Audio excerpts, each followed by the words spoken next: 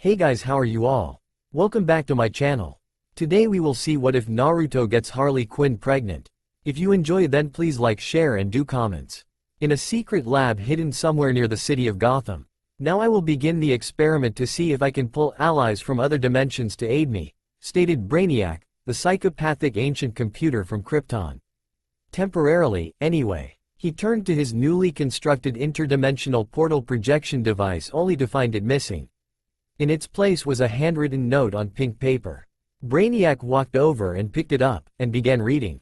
It was in English, and said, "Dear Bolts for Brains, the toy you were working on seemed to be so shiny, I could blind a bat with it, so I took it. Some computer you are, unable to even detect Harley and me as we stole something from right under your nose. If you even call that thing a nose. Hey, anyway, I figure I could find a more inventive way of using it. Your bestest friend in the whole universe, Mr. J." Enraged, Brainiac crumpled the paper in his hand.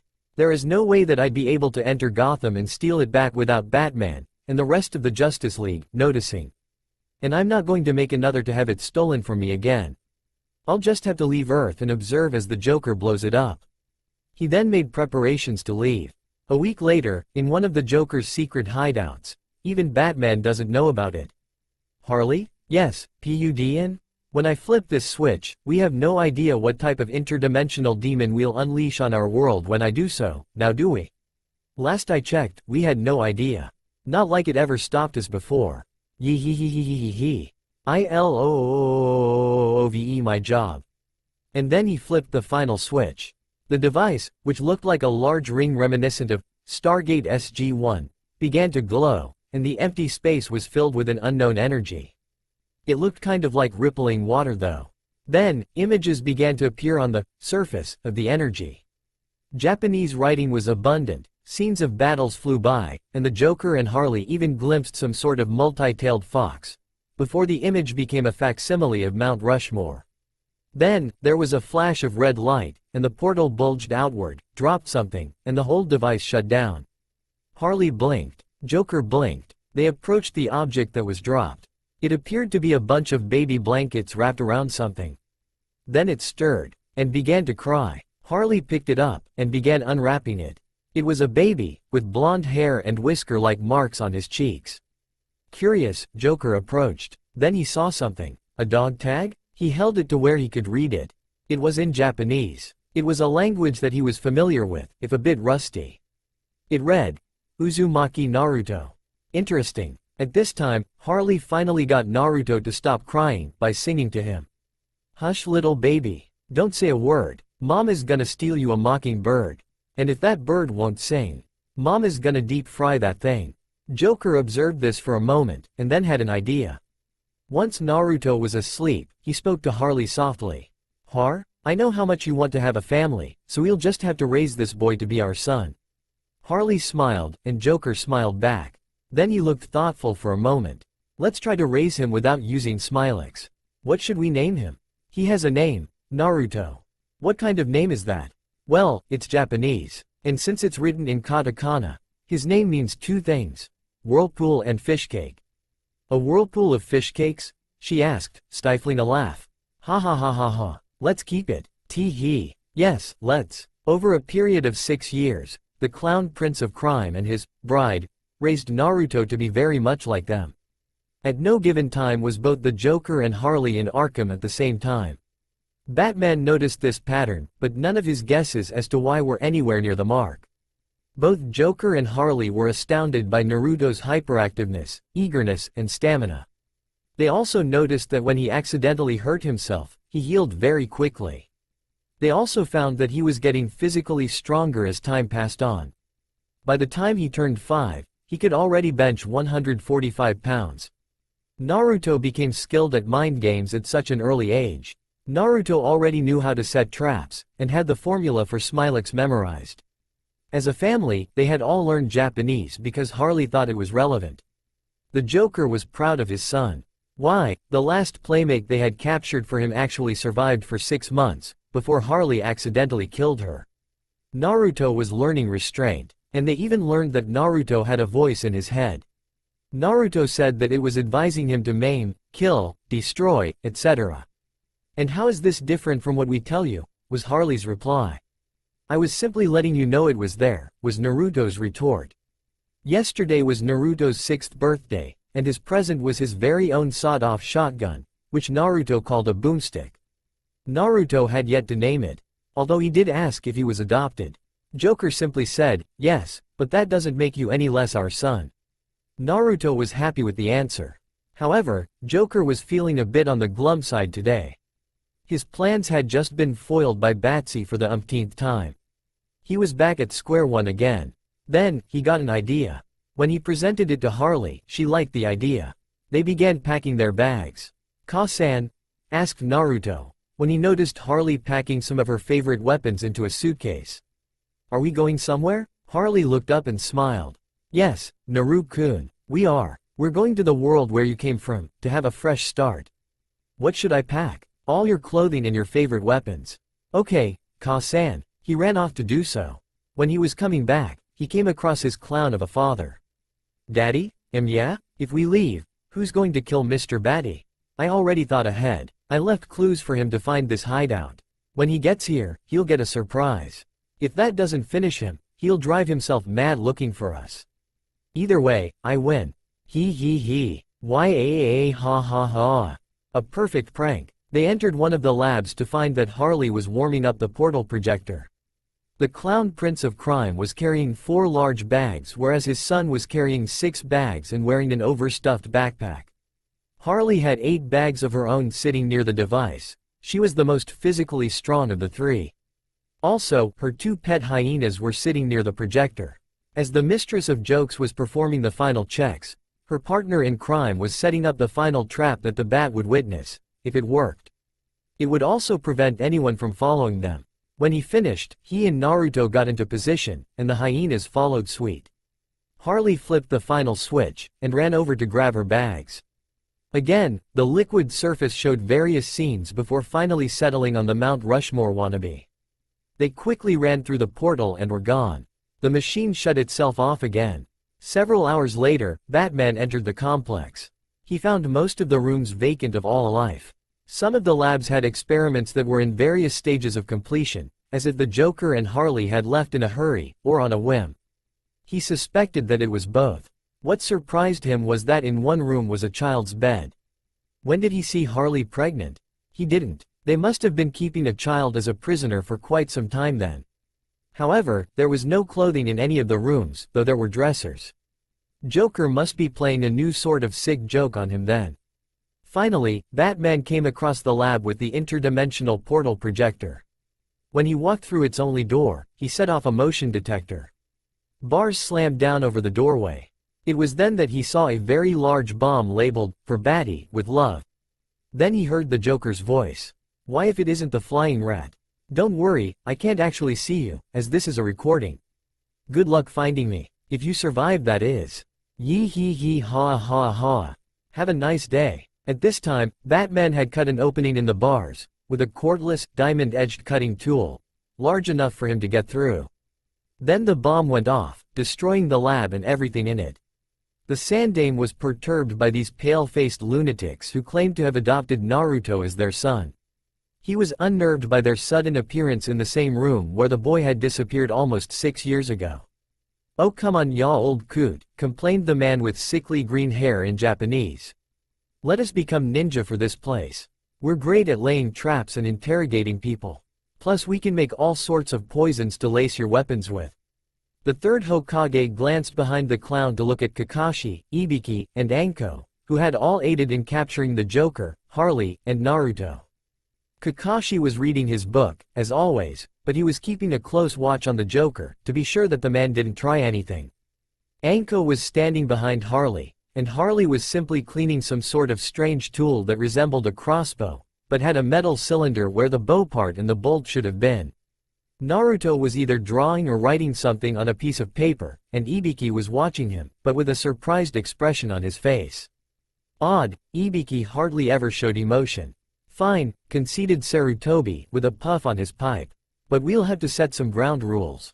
You can't kill anyone from the village unless they try to kill you or Naruto. You can't give any of our secrets away, and you will obey the orders you are given." Sounds fair, replied Joker. We'll need a plot of land to build our house though. And we'd like to take our son's surname as our family name. Very well. Your family name shall be registered as Uzumaki. What are your given names? Joker. Harley. The third Hokage began writing.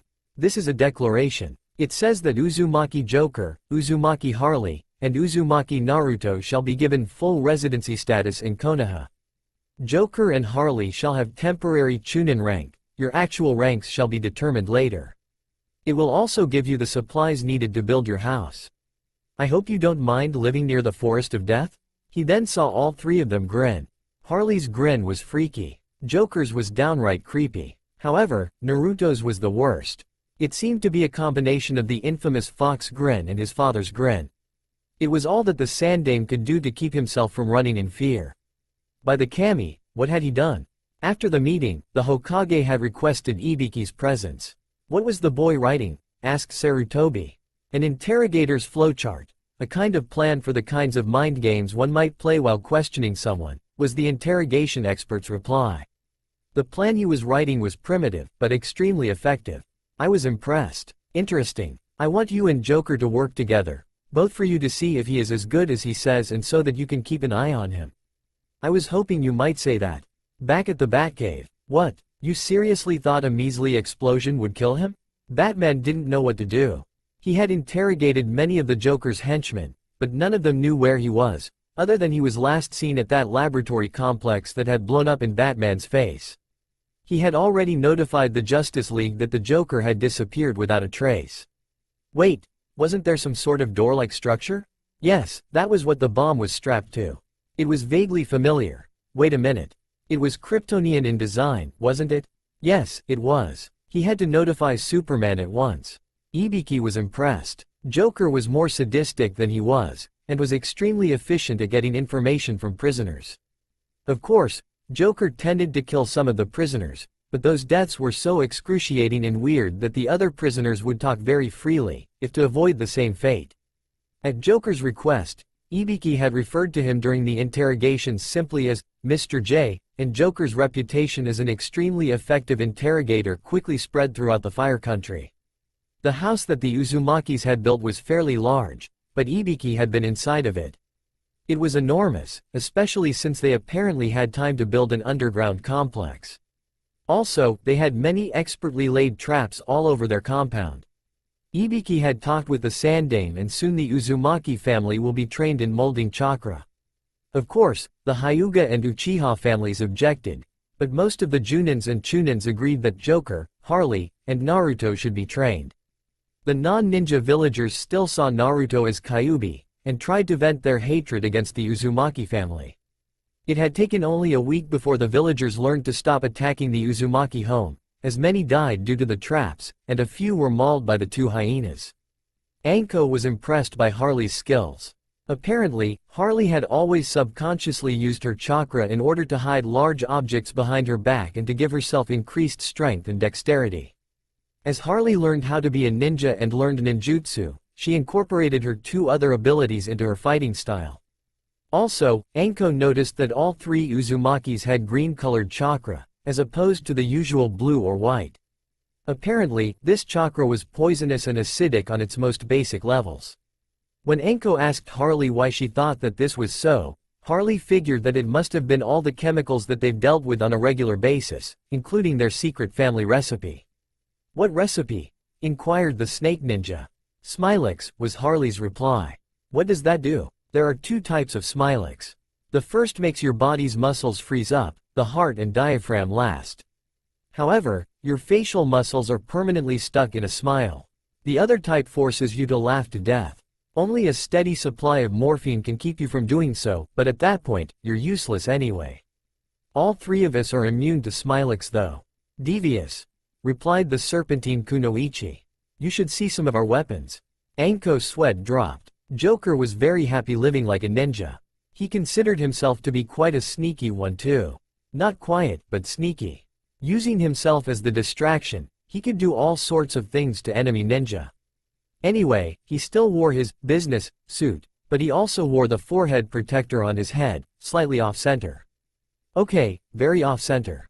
The left-hand brads were positioned in the center of his forehead. Harley wore her usual skin-tight spandex, and wore her forehead protector like a belt. Naruto hadn't graduated from the academy yet, so he didn't have one. He did find some goggles somewhere though, and wore those on his forehead. At first, Naruto had wanted to wear an orange jumpsuit, but Joker got him a black one instead, saying that it was more practical anyway. Yes, Joker was happy. There were all sorts of rules he had to follow, but he could always get research subjects from elsewhere. Plus, he and Harley had been promoted to Chunin status very quickly. Yes, happy joy joy. Finally, a place where his talents would be appreciated. After Joker had gotten what information he wanted, he simply gave the man a cyanide pie. Joker was going home to tell his family the news. They would have to ask the Sandaime for permission to go on an expedition to the far corner of the Earth country, but it would be worth it. Joker walked down the path made of large stones to the front door of the Uzumaki estate, as it was the only safe pathway to the door. He was careful not to step on the pink-colored stone, as it was a 50,000-volt shock pad. He entered the building and went into the basement, where the sounds of Harley training Naruto could be heard. He walked into the training room just in time to see Naruto initiate Harley's trademark cartwheel style. Harley looked as if she could care less. Just when Naruto got within range, Harley gave him a boot to the head. Thwack! Naruto sailed across the room, thud, hitting the far wall and landing in a heap. After a few seconds, Naruto sat up and shook off the dizziness. "Son," Joker began, "you need to be careful when fighting people. You never know when they'll give you a boot to the head." "I kinda figured that out. Anyway, I have good news." Harley raised an eyebrow. "How? There are no cars in this world and therefore no car insurance." "That's not what I meant." Harley and Naruto both snickered. Then they burst into laughter. Appreciative of good jokes, and of bad jokes, and, in fact, of any jokes whatsoever, Joker soon joined them. Sarutobi realized that he would have to give in to the Uzumaki family's request. Who knows what trouble they'll cause if they don't get what they want. Besides, for the most part, the three of them have been behaving themselves. However, he would have to send someone to keep an eye on them. Maybe that genius from the Uchiha family. Joker: "Yes? I've thought it over and I've decided to allow you to go, but on one condition." "Sounds fair. What will be the condition?" "I'll be sending Uchiha Itachi along with you too." Joker interrupted. "Keep an eye on us?" The old man blinked. "Yes. Deal." "Wait, what?" "Well, I figured that there would be a catch, but I was prepared for one that was a lot worse than the weasel." Well, the Hokage couldn't argue Joker's logic, no point, really, but he was surprised that Joker came prepared to make a deal. This foreign summoning contract must be really important to the clown ninja. Not that he would go back on the deal, but the Sandaime wondered who Joker considered to be worse than Itachi. Anyway, Sarutobi considered that this would be good training for Itachi as well. Because if the Uchiha genius could learn to get along with the Uzumakis, then he could deal with anyone. He just hoped that Itachi's sanity remained mostly intact after the journey. If not, then the rest of the Uchiha clan should be able to put him down, right? Uchiha Itachi was not a happy camper. That much Harley could see. Like all the other bird brain Uchihas, the little weasel was full of pride and had no sense of humor. At least in the other world, bird brain had a sense of humor. As an added bonus, their two pet hyenas annoyed the snot out of him. Anyway, Joker kept pestering the spoiled brat, ranging from openly mocking him, to making strange noises when his back was turned, to asking him random and purely unrelated questions. What the hell does the color of my toothbrush have to do with anything? Just asking. Sheesh, what a temper. Well, the effects were obvious. And what was Joker trying to do? Entertain Naruto, obviously. Said blonde boy was in a giggling fit. Harley admitted, to herself, that it was a hilarious way to pass the time, and entertain their son. Joker decided to mock the teenager again. I don't know why you seem to think that yelling is a good idea. We are in the Earth country, admittedly enemy territory, and you don't seem to understand the meaning of the words ninja, silence, stealth, or whispering. Harley was sure that if Itachi was any more annoyed, his head would explode. Literally. She decided it was time to intervene. PUDN. Yeah? I think we need to get Mr. Weasel back to Konoha alive. What? Is he sick? Harley gave him a look. I appreciate that you're trying to entertain our boy, but I think you've pushed it far enough. Okay, honey. You're right. I won't bother him for the rest of the trip. Joker's fingers were crossed behind his back. Itachi couldn't see, but Naruto and Harley could. Naruto did his best to keep from laughing. And he was succeeding. Harley simply rolled her eyes. Itachi looked relieved and quickly schooled his features. Then his eye twitched when the hyenas chuckled a bit.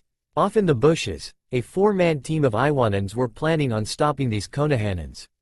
Capturing them all was a priority. The Uchiha would be useful for genetic studies, and the pale-faced, sickly green-haired one matched the descriptions of Fire Country's infamous Mr. J, who in the short time of 5 months somehow managed to make it into every country's bingo book. They figured capturing the blonde brat first would be the best course of action. Certainly a 6-year-old wasn't all that dangerous, right? The Uzumaki family, plus one very annoyed Uchiha, came across a small village one afternoon. Harley decided that they would spend the night at the inn. Itachi ordered his own room and paid for it himself. Joker decided that Naruto should have his own room as well, and Harley hesitantly agreed. Naruto seemed a little worried, but then Harley eased his fears. Naruto, you do realize you are scarier than anything that might try to get to you in the dark, right? Good point. Good night, Ka-san. It is interesting to note that Itachi was the last to fall asleep, as he hated the pranks Joker pulled on him. Because of that, Itachi was dead tired, and didn't notice any of the noises coming from the room next to his. The next morning, Itachi was the first to awaken, as he really didn't like a pie in the face every morning. When he was finished getting ready, he exited his room just in time to see Joker walking out of the room across the hall with a pie in hand. Joker blinked, then smirked. He then stepped to the side as Harley came out of the same room. She looked from one ninja to the other, before heading to the room next to Itachi's, Naruto's room. Well, maybe my son will appreciate a wake-up call, Joker said. He followed Harley into Naruto's room. Itachi decided to watch. Son, where are you? This prank was funny the first 9 times, but it's gotten old. Harley said as she looked around the room for her blue-eyed boy. It was obvious to Itachi that there was some sort of struggle in the room the night before, but he refrained from commenting. Joker set the pie down on the nightstand, sat on the bed, and plucked a piece of paper from the pillow. He read it and chuckled. Har, get a load of this. She walked over and read it. Then she giggled. What's so amusing? The black-haired teenager asked. Joker handed him the sheet. Itachi read it, and grew worried for the brat, even though he hated the whole Uzumaki family. It said, we have your son. If you wish to see him alive, you will surrender yourselves by noon at the grove to the north. He will only live if all 3 of you show up. Come unarmed, or else we shall take his head as a souvenir back to Iwa. And do not bring your hyenas. It was not signed. How can you possibly find this amusing? Harley rolled her eyes. You think this is the first time this has happened? Joker chuckled again. Gets more hilarious each time. Itachi was appalled. What does? You'll see. Come on, let's go watch the show. They walked into the grove and found all 4 of the Iwanans standing there, waiting. The stone ninja furthest to the back was holding Naruto off the ground with his right arm, clutching the boy to his chest, and had a kunai at his neck. Naruto looked bored. So you have come to surrender, the female Iwanan, who was obviously the leader of this team, said. Actually, Joker began, we came to watch the show. That was Naruto's cue. Using his left hand, he grabbed his captor's family jewels and began shocking them. Paralyzed, the man dropped the kunai, and Naruto twisted and grabbed his face with his right hand. Again with the electricity. Naruto then grabbed the back of his head with his left hand and began to liberally fry the poor Iwanan's brain. Gotta love the chakra-powered joy buzzers we invented last month, Harley said. I love how we disguised them as our gloves, stated Joker. There's still 3 enemy ninja who need to die, deadpanned Itachi. He drew several kunai. Well, the leader escaped the fight somehow and had fled into the village. Joker and Harley decided that there should be no witnesses. No, I am not going to kill civilians. Fine, weasel boy. But you'll have to wake up pretty early tomorrow to avoid what's coming to you. Quote. I'll help you round them up, but I won't do the actual killing part. Good boy, you get a fish. Joker reached into his business suit, and seemingly pulled a still-living salmon out of a pocket, and dropped it into Itachi's lap. Have you been carrying this around all day? Of course not. Naruto spoke up. That's just silly. Itachi's sweat dropped, and then he twitched when the hyenas laughed, presumably, at him, again. They gathered every living human into the village square. Harley then shouted, "If any of you are ninja, raise your hand." No one raised their hand. The hyenas chuckled. "Pity," said Naruto. Harley reached behind her back, and pulled out a chain gun. "Allow me to introduce Freddy." Harley was clearly proud of the name she had given her weapon. Of all the people assembled, only Naruto and his parents actually knew what kind of weapon it was that the clown Kunoichi held. She then unloaded it on the small mass of people. Faces, heads, and torsos were riddled with bullets before there were only 23 living things left in the village. 8 of them were birds. 2 of them were cats. 5 of them were of the rodent variety. Another 2 were hyenas, and the remaining 4 were human. "That is an interesting weapon," commented Itachi. "No soup for you," was Harley's reply. Blink. What does soup have to do with anything? Naruto rolled his eyes. "I'm 6, and even I know that what mommy said was just an expression." Suddenly, Itachi wished that the little brat had died in the fight earlier that day. Rage began to boil within him when the hyenas laughed again. Then the 2 canine beasts went in amongst the dead and began eating. Several weeks later, Uchiha Itachi had finally returned home. He was mildly happy, sort of. He decided that he needed more power though. Wait, he heard of the Mangekyo Sharingan. He decided to meet with his best friend Uchiha Shisui that night, even though there was an Uchiha clan meeting scheduled. On the other hand, the Uzumaki family was seen carrying 10 coffins with them into their lair. Joker carried 2. Naruto carried 1. Harley carried 3, 1 strapped to her back, and the hyenas carried 2 each, tied to them like pack mules. Gecko Hayate was sent to ask what the coffins were for. "These are volunteers in my research about Kekkei Genkei," replied the Joker. And since the Uzumaki family was permitted to research such things, as long as none from the Fire Country were used in the research, Hayate let them go. Later that week, the entire Uchiha clan, save 2, were murdered in a single night. With the beginning of a new academy year, and Naruto having been brought up to speed on every lesson he missed since age 4 in the matter of 7 months, Harley decided that it was time for her little boy to go to the ninja academy to become a genin. So he was sent off to the academy early in the morning, as it was pretty far from the forest of death. Much of the village was still in shock about the massacre of the Uchiha clan, as most of the police officers in the town had been Uchihas. Some of the villagers blamed the Uzumaki family for making the murderer insane, while others blamed the murderer, Uchiha Itachi, and his lust for power. Naruto was aware that it actually was a combination of the two. Though, Naruto was puzzled by the fact that the weasel didn't kill his younger brother Sasuke. Oh well, no matter. Naruto looked back to see one of their pet hyenas following him. This was the one who had the darker fur, and he was a little smaller than the other one, who happened to be a boy. Neither of his parents had named them, but Naruto felt that they should have names. "Hey there, Clyde, walking me to school?" the hyena replied with a chuckle. Naruto then noticed that it was still walking with a limp. "Oh, sorry Clyde, I forgot about what happened 2 weeks ago. You, me, and Bonnie were roughhousing, and you happened to bite me, so I bit back.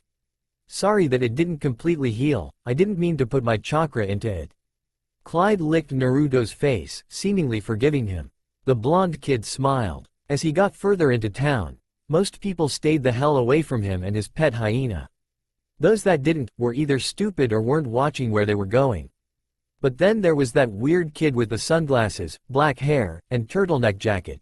No, it wasn't quite a turtleneck as it didn't hug his neck. The kid seemed perfectly at home with any kind of animal. Then Naruto noticed something crawling on the sunglass kid's face. "You're an Aburame, aren't you? And you're the psychopath Uzumaki child. And proud of it. Is the Uzumaki clan like the Inuzuka clan? What, the dog users? Nah. Then why is the hyena following you? Clyde's walking me to school." He turned around, and trying to maim that old lady. "If you'll excuse me." Aburame Shino actually stopped to watch the blonde lunatic kick Clyde in the ribs. Clyde let go of the woman's leg and snarled at his attacker. The instant he realized it was Naruto, he crouched and whimpered. "Bad hyena," scolded Naruto. "Bad." He punched Clyde in the nose for good measure. Seeing that Clyde was sufficiently punished for now, Naruto continued on for school. He did take note that the Aburame actually waited up for him. So what's your name? Aburame Shino, age 7. Uzumaki Naruto, also age 7. Say, wanna come over to my house after school or something? Most people tend to want to stay away from your house, Naruto.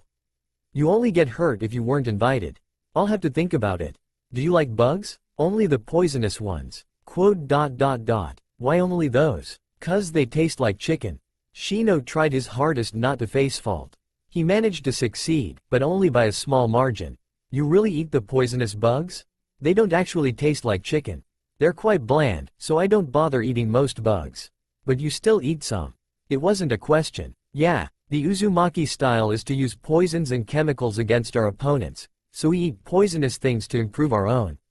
Interesting. Shino figured that maybe a friendship with the town crazies might be beneficial in the long run.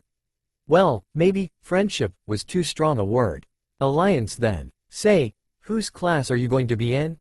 Amino Uruka-sensei. Really? Me too. As they continued to the academy, Naruto noticed that Shino was reserved and quiet, but he had a hidden sense of humor.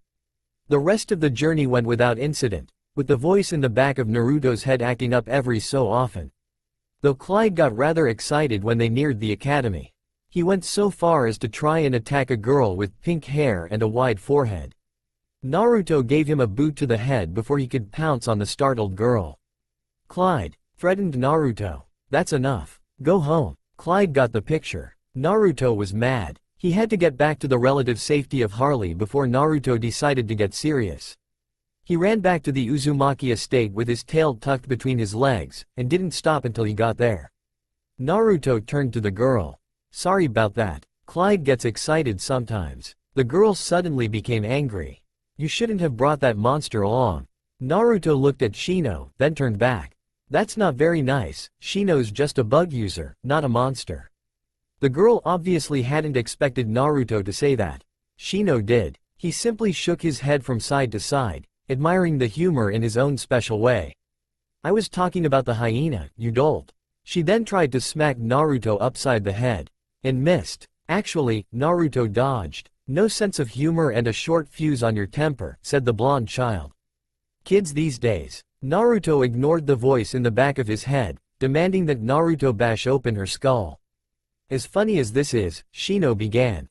I think we should get to class, Naruto. Alright. He briefly turned back to the wide forehead girl. Try to lighten up. She began fuming. If glares could kill. Oh yeah, they can. Well, if her glares could kill, Naruto would be dead. Suddenly, she heard another girl's voice. Sakura. The pink-haired girl, Haruno Sakura, turned around. Oh, hi Ino. A skinny girl with long blonde hair tied in a ponytail came running up. What happened to you? Yamanaka Ino asked when she saw that Sakura's clothes were dirty. Some idiot brought his pet hyena to school, and it tried to attack me. You're kidding. I wish I was. A bell was heard. Both girls yelled, crap. We're late, and ran inside. Naruto chose a seat next to a sleeping boy with black hair done in a short-cut ponytail to his right. Shino decided to sit to Naruto's left. They were towards the back of the class. Now who is this? Asked Naruto. Nara Shikamaru, replied Shino. He's the laziest kid in class. Naruto poked the sleeping boy. Shikamaru stirred. 5 more minutes, Mom. Just 5 more minutes, said he, and then he went back to sleep. Naruto grinned. For the first time, Shino was creeped out by the blonde kid. Shino? Yes, he replied in an inexpressive manner. This year of school's going to be fun. Later in the year, Shikamaru tried his best to stay awake, but to no avail. Thunk. A kunai missed his head by mere centimeters. Sorry, said Naruto with a grin. My hand slipped. Shikamaru watched as Naruto went back to his little game of mumbly peg, rapidly poking the kunai's point in between his fingers. Shikamaru knew he wouldn't be able to sleep through class ever again. Iruka was watching Naruto, wishing that Naruto would stop being a class clown, or that something could be done about the boy's behavior. Unfortunately, when he brought it up with Mrs. Uzumaki, she frowned at him. Then she pulled a huge mallet out from behind her back. He awoke in the hospital after that. Still, the boy had talent and did all of his work on time.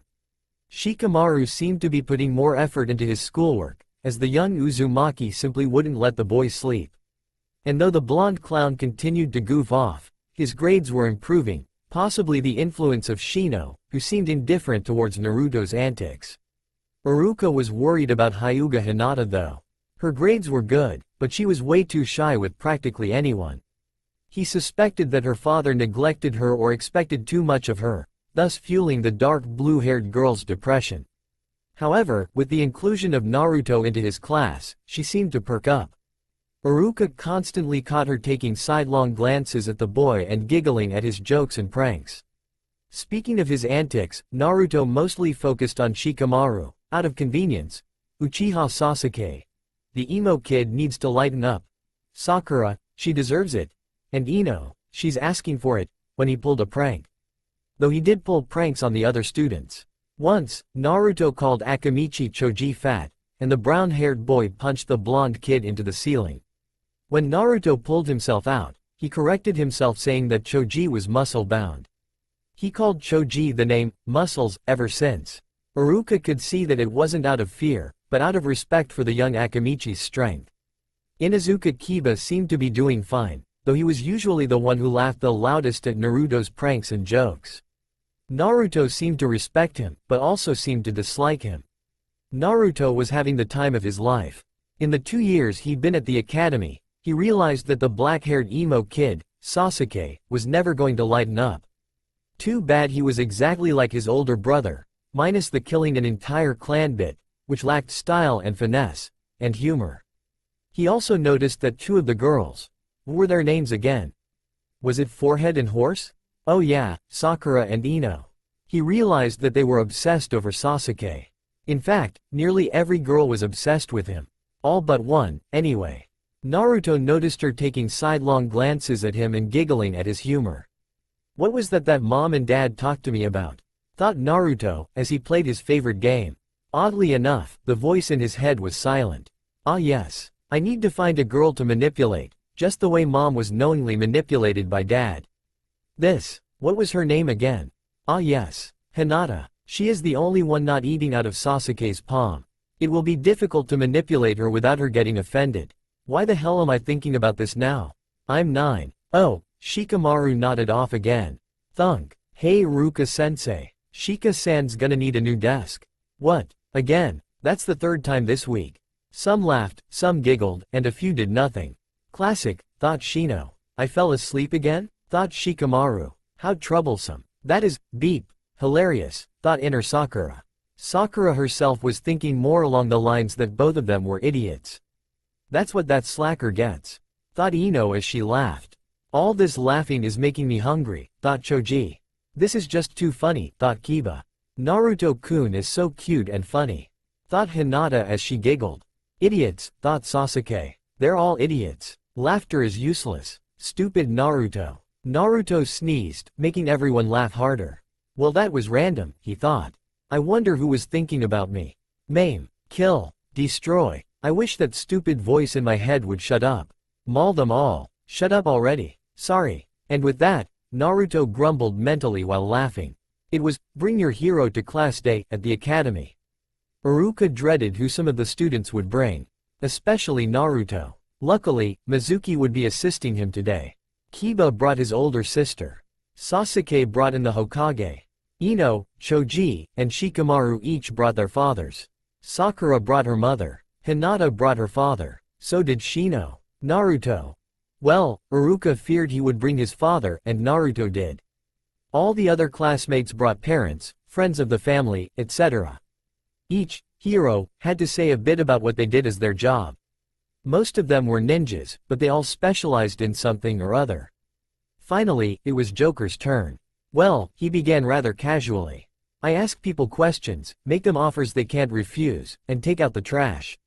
Many of the students laughed at that. They didn't realize that what he said translated to, I interrogate people, torture them, and kill them in a systematic fashion. Joker continued, I also research things, make mincemeat stew, and generally make people laugh. I'm a scientist, which involves dissecting things and making smilex. Additionally, I devise pranks. I create traps, tools, and poisons. And pull pranks. All the full-fledged ninja knew exactly what Joker meant. So did Shino and Naruto. All the students laughed at what the Joker said, including Shino and Naruto. When it was time for the heroes to leave so that the class can receive its normal lessons, Joker spied a man in a green bodysuit privately tutoring a boy wearing similar clothing. He judged correctly that the boy was a year older than Naruto.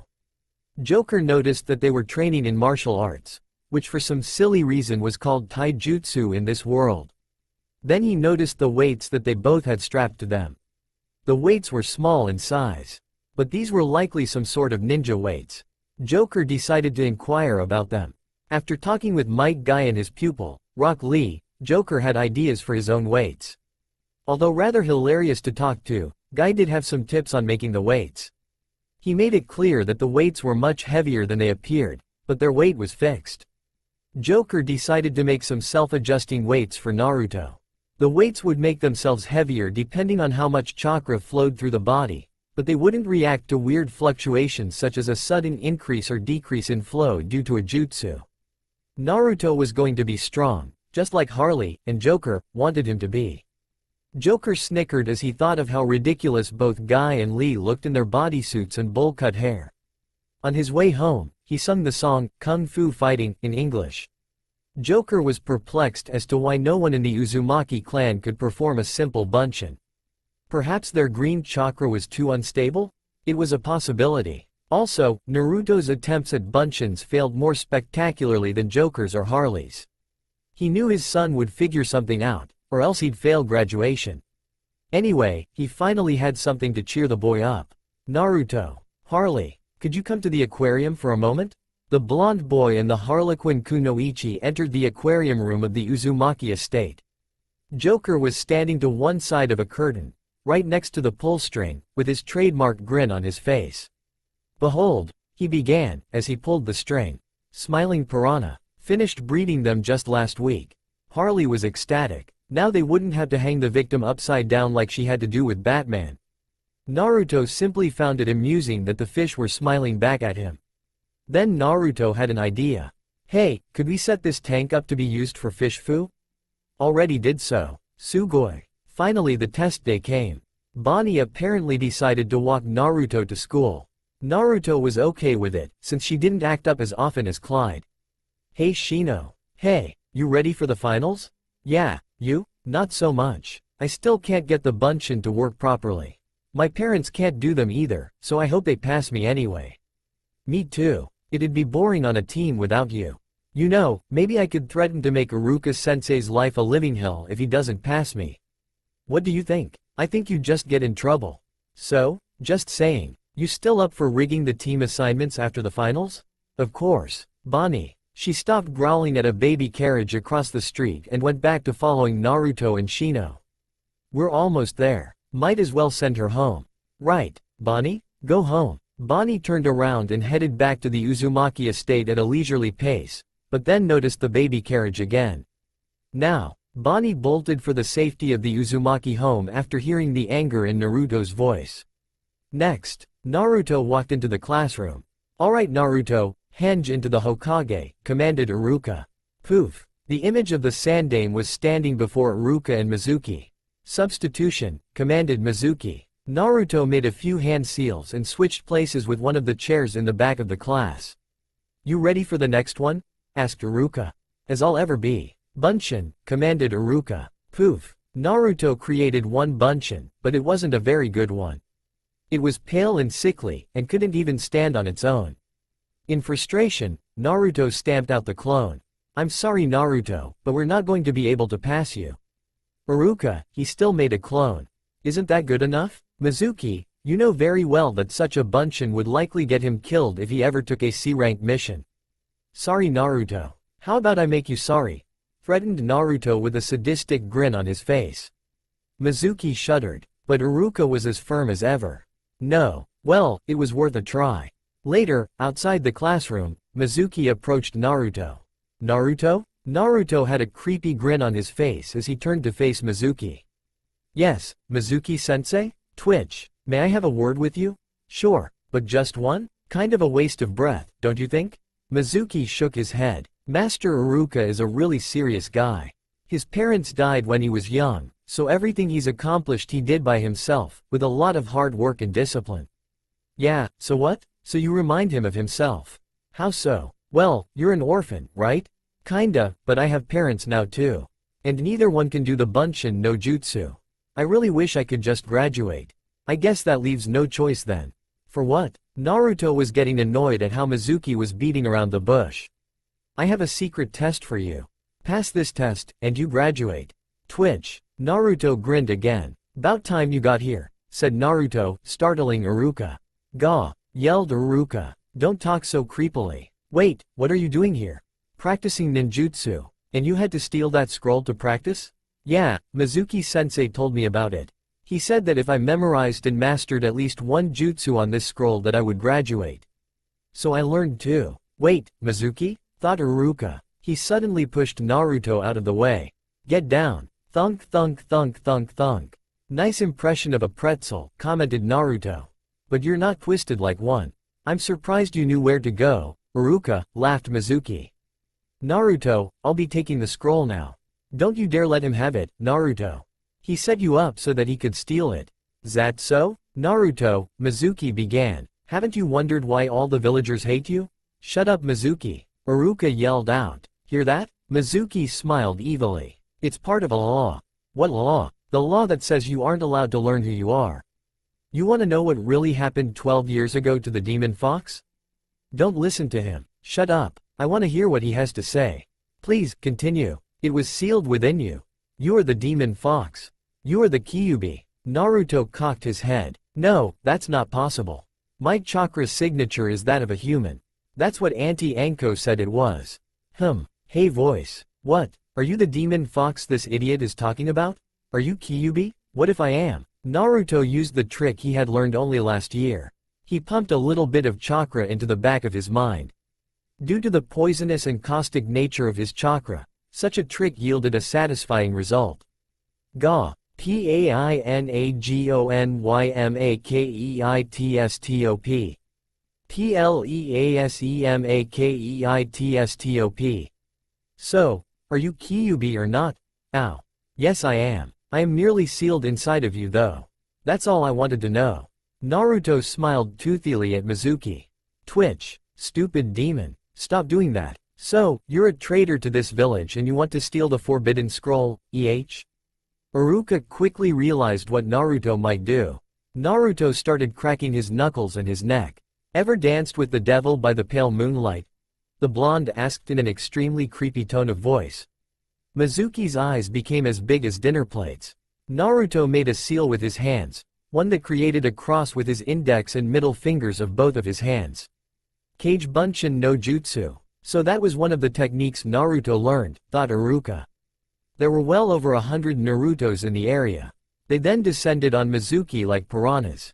Mizuki's screams of pain could be heard from the forest. When Naruto was finished, he dispelled his Bunshins and then injected a semi-conscious Mizuki with a good deal of Type 1 Smilex.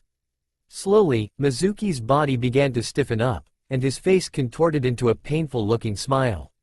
Traitor eliminated, stated Naruto. Say Iruka, wanna go get some ramen? Why did you kill him? He should have stood trial and such. I killed him because he was a traitor and he tricked me. What? Does Konoha not promote vigilantism? Never mind. Come here. I have something for you. What is it? Iruka handed over his forehead protector. Say what? You graduate. Quote. I guess he really didn't trick me at all. Oops. Not to worry. He was still a traitor. Oh good. Say, how many other people think that I'm Kyuubi? Practically the whole village and about half of the shinobi. Quote. It's going to be fun proving them wrong. How about that ramen then? My treat. Awesome. Let's go to Ichiraku's stand. We always go there. Yeah, but I like the guy's name. It's fun to say. Ichiraku. Ichiraku. Ichiraku. As they walked to give the scroll back to the Hokage and then go to the Ichiraku ramen stand, Naruto sang, "We are the champions," in Japanese, causing Iruka to laugh. The next day, so you want your picture taken like this? Asked the photographer. Yeah, hurry up before my face freezes this way, replied Naruto. Why did you have your picture taken with this face? Asked the Sandaime Hokage. To confuse people. The Hokage raised his eyebrow. You decided to take a picture with a perfectly normal face in order to confuse people?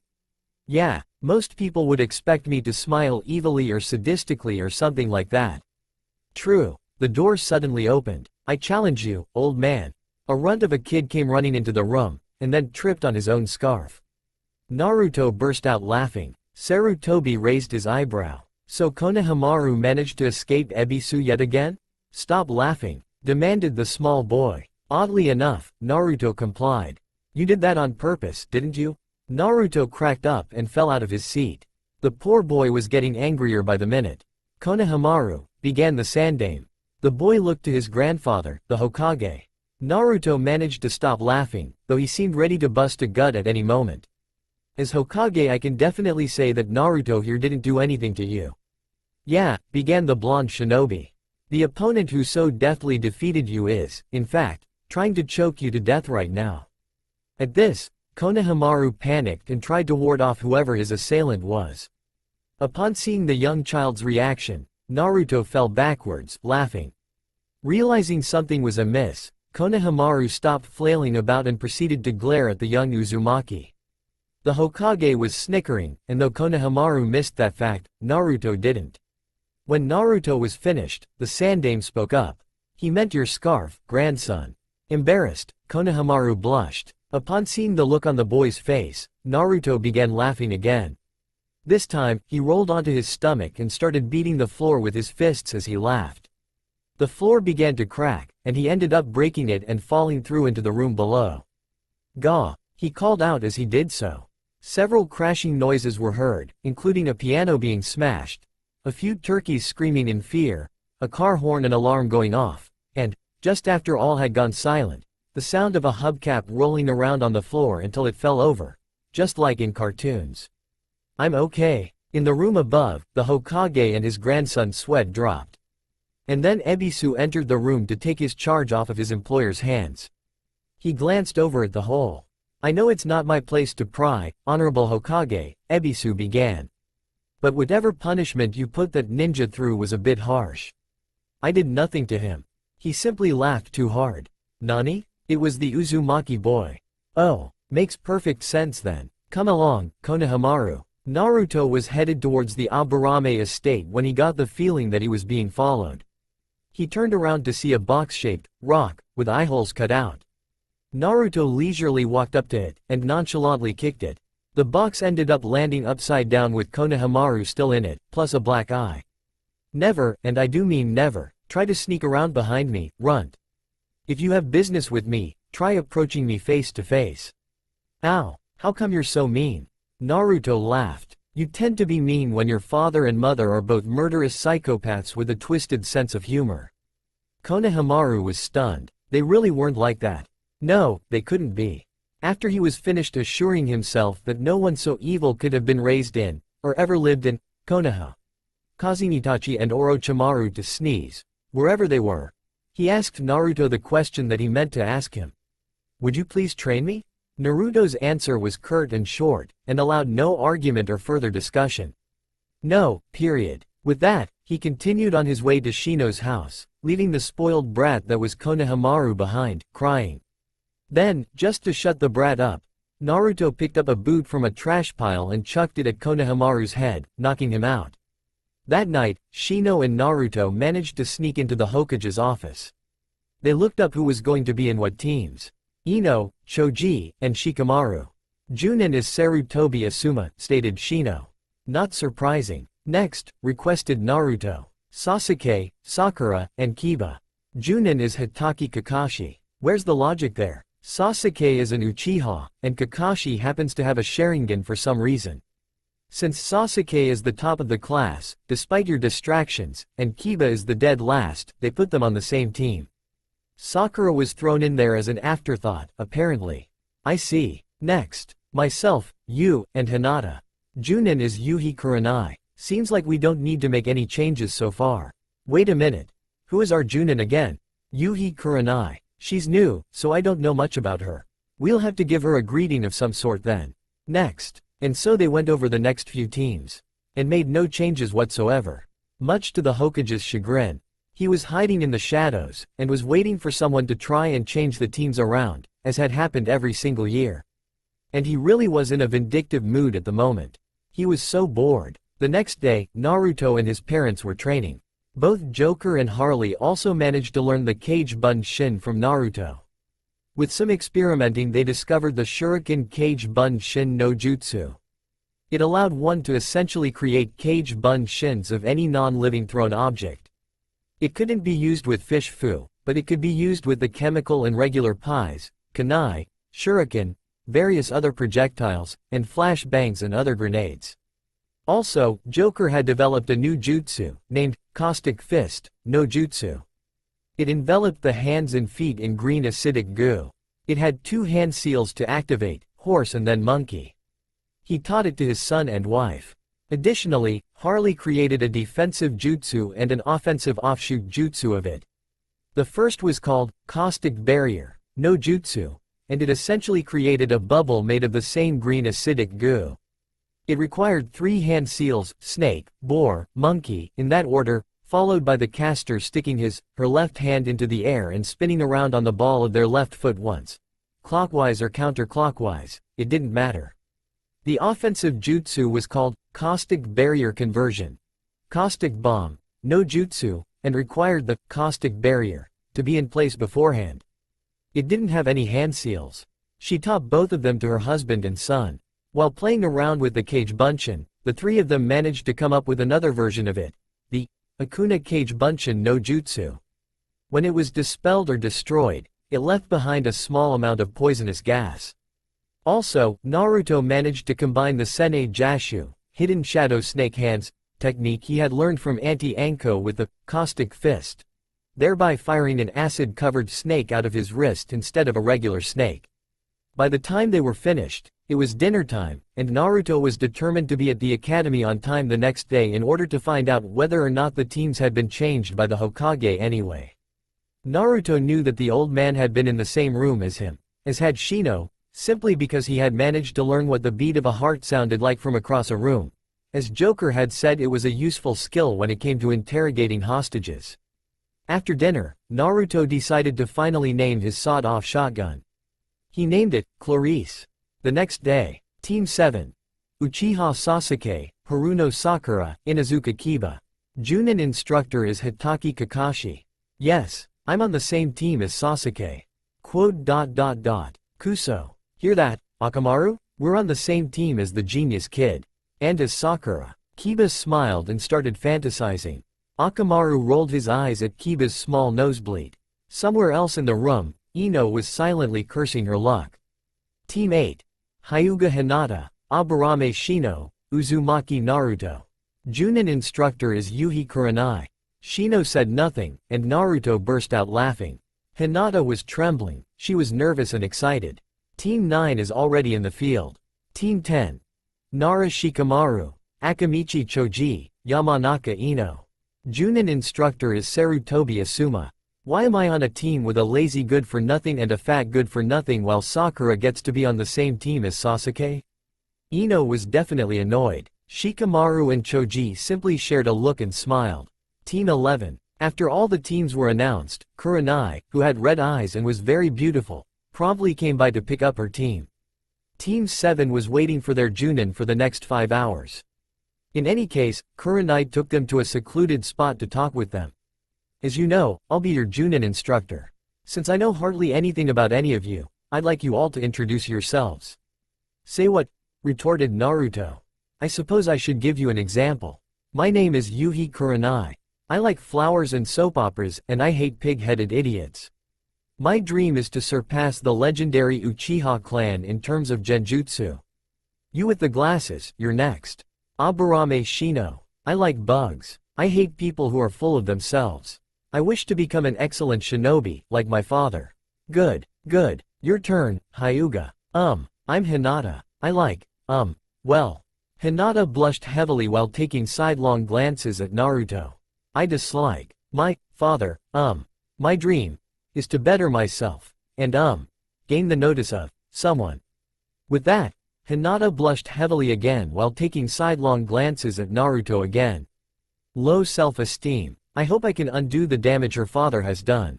An excellent dream, Hinata. And now for the boy who hasn't stopped smiling since we met. My name is Uzumaki Naruto. I like ramen, pranks, jokes, chemicals, ramen, weapons, ramen, jackals, ramen, and hyenas. You mentioned ramen 4 times.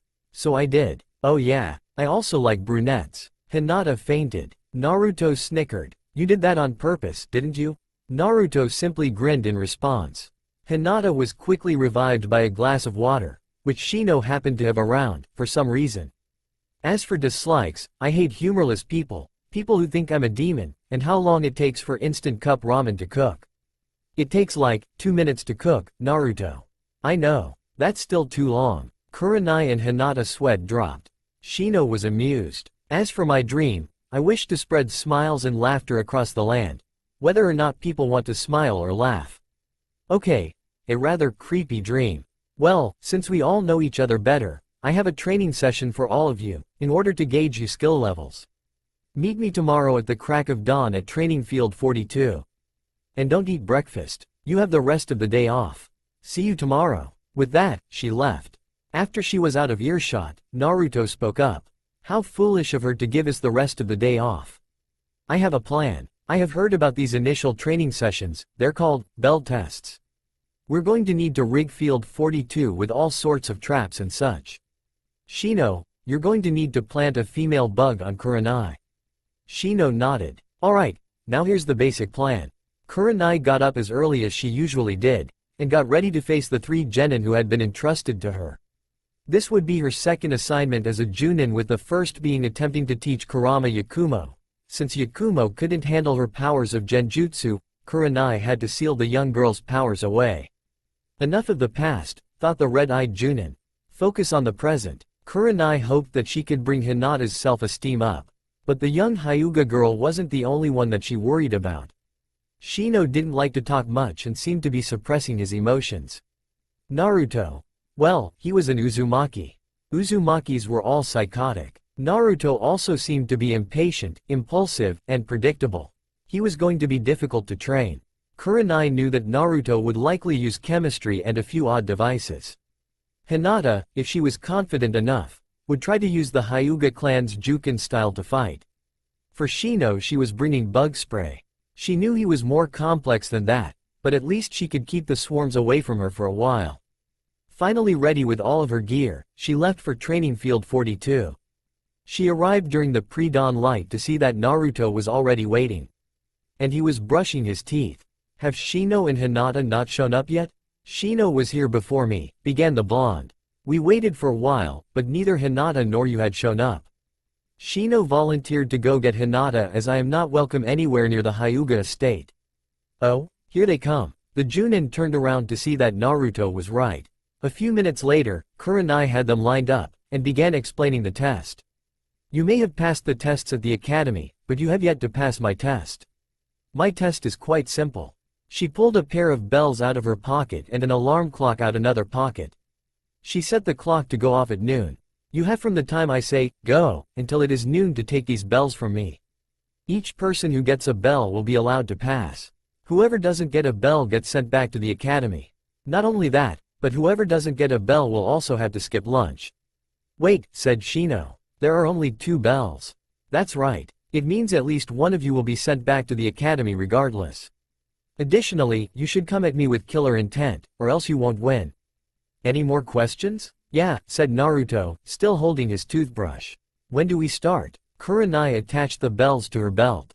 We start now. Go. With that, Shino and Hinata disappeared into the foliage of the trees. Naruto went back to brushing his teeth. Naruto, we already started. Yeah, I know. Naruto then finished brushing his teeth and spit the excess saliva and toothpaste from his mouth. He then did something Kurenai did not expect. He reversed this grip on the toothbrush to reveal that the other end of it was a kunai. May the floss be with you, called out the blonde as he threw the deadly plaque remover straight at her head. Kurenai dodged the projectile. When it collided with a small rock behind her, the blade of the weapon, tool broke easily, releasing a small amount of acid that corroded the rock and killed the grass around it. In the meantime, Kurenai hit Naruto with a powerful genjutsu, one that showed the deaths of everyone he ever met. Naruto paused. His omnipresent grin disappeared. He looked around at the horror. "Not bad," he said. "Not bad." Stunned, the Chunin didn't even move by the audacity that the little punk had to not see the excellence of her. Suddenly, Kurenai realized that he wasn't appraising the genjutsu, but the way that the illusion was portraying the deaths of people. On top of that, he was doing it to piss her off. Calm, she thought. Calm. They likely thought this out beforehand.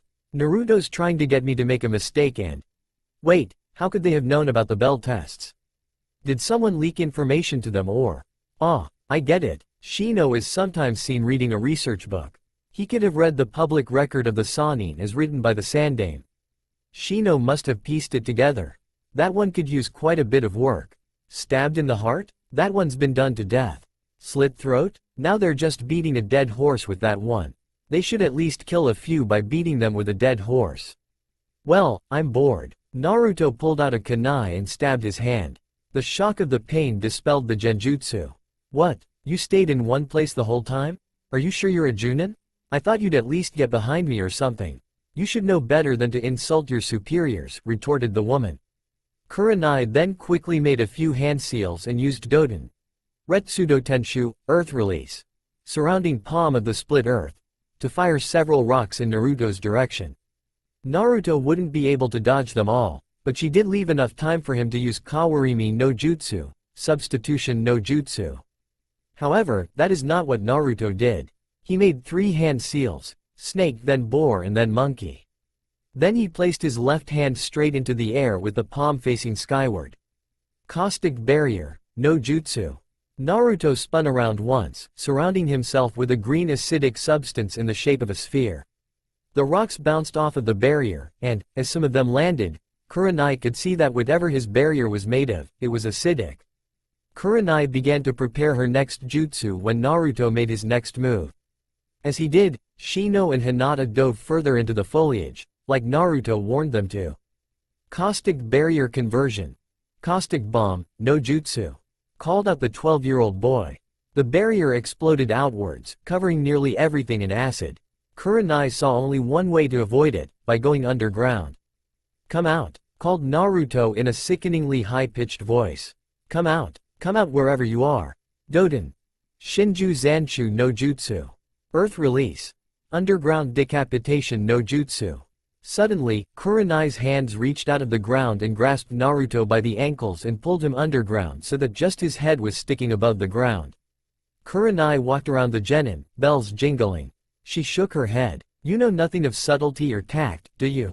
What do interrogation techniques have to do with fighting? Asked Naruto in a mockingly innocent tone.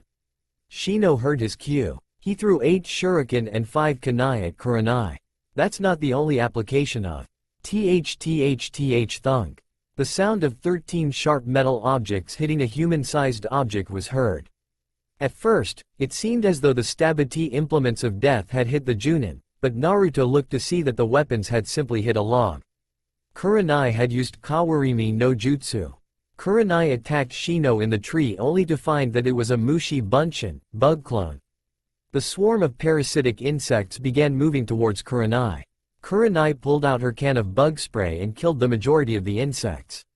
The rest fled. She then began tracking Shino to discover his location.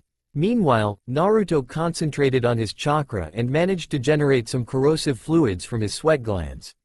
The soil around him began to break down and so he stopped emitting chemicals. He managed to get his right arm free when Hinata took his hand and helped him out. Thanks, said Naruto, making the girl blush. Where's Kurenai-sensei and Shino? Using the Byakugan, Hinata spotted them both. Kurenai-sensei is tracking a Mushi Bunshin and Shino is sneaking up on her. Oh, seems she fell into that tiger trap we placed there. No wait, Kurenai-sensei used Kawarimi and now she's spotted the real Shino. They're coming back this way. Ah, thought Naruto. This changes the plan significantly. Hinata, go hide and wait for an opportunity. I'll get our sensei off of Shino's back so you two can regroup. I have an idea. Kage Bunshin. Naruto created 11 shadow clones. He and the clones hid while Hinata returned to her hiding place. Naruto also idly noticed that his hand was already healed. After Shino ran through the clearing, Kurenai jumped into the area, quickly noticing that Naruto wasn't in the ground anymore. Suddenly, Naruto and 10 of his clones dogpiled her. The final clone caught up with Shino to ask about the situation. "Did you plant the bug?" asked the clone. "Yes. Her genjutsu is almost nullified now that we can track her." "Good. Get into position." Poof. The clone was gone. Meanwhile, Naruto discovered that Kurenai was no slouch when it came to taijutsu. It certainly wasn't her strong suite, but she was still quite skilled in martial arts. She had already dispatched 8 of the clones. The last 2 clones managed to push her back as Naruto reached into his black coat with his right hand. She dispatched the pair of clones in time to get hit in the face with a carp. A live carp. And it hurt. She was stunned. When did he get this from the river? Or was he carrying it around all morning? No, it wouldn't be alive if he did. Curious? Asked Naruto. It's called fish fu. My father invented the style. He pulled out a mackerel, which flopped around in the boy's iron grip. We keep several aquariums of fish and other water creatures in our basement. All the tanks are linked to special scrolls my father made using what little knowledge he had of seals. It functions like a sealing scroll, except it simply conjures the fish to my location. He then swung the fish at Kurenai. She dodged and backpedaled. Naruto then threw the fish at her. He reached into his coat with his left and pulled out a clownfish. She dodged that one when he threw it. He then started throwing fish 2 at a time. She was getting pelted by some of the fish. Bass, salmon, catfish, crawfish, crab, sunfish, boot. Wait, what? Thought Naruto. The boot hit Kurenai in the head, knocking her down. Naruto looked at the inside of his jacket in genuine puzzlement. How did that get in there? That's it, said Kurenai. Megan. Kunaigakure. Demonic illusion. Hidden kunai. Kurenai disappeared from Naruto's view. Shino also couldn't locate her with his own eyes. The genjutsu was so powerful, even Hinata couldn't see through it. Naruto was suddenly knocked to the ground, his forehead protector falling off. It was apparent that he had been kicked in the head. Deciding to help Naruto out, Shino used Mushios no Jutsu, bug gathering no Jutsu, to add more insects to his swarm, and then sent them after the female bug as planned. Is that all you got? Said Naruto in a cocky tone, even though such tactics had simply gotten him a broken nose, a black eye, some flesh wounds in his legs, and a stubbed toe. He suddenly had the wind knocked out of him when Kurenai punched him in the stomach. Naruto quickly regained his breath as the Chunin didn't hit anywhere near as hard as his father, much less his mother. That was weak. Sharp pain entered his shoulder as his toothbrush kunai from earlier was jammed in his left forearm, broken blade and all. Naruto screamed out. Then, Shino's bugs entered the fray, all of them trying to get at the female bug on the small of Kurenai's back. She managed to spray most of them. Assuming that their retreat earlier was a behavioral pattern, she ignored the small clusters of insects that she missed. Hinata and Shino had discussed where to place the bugs on Kurenai's body earlier that morning, before the bell test. Therefore, once all the bugs were in position, Hinata knew where Kurenai was and where most of her organs were. Hinata took this opportunity to attack. She rushed in to sever the tendons in the Chunin's shoulders, but Kurenai was too fast and used Aikido to use Hinata's own momentum and weight to toss the poor girl over Naruto's head. Realizing her genjutsu was somehow now worthless, Kurenai dropped the illusion. Naruto had finally managed to pull his toothbrush out of his arm. He also managed to get all the pieces of it out by simply using another kunai to cut a huge chunk of his flesh out of his arm.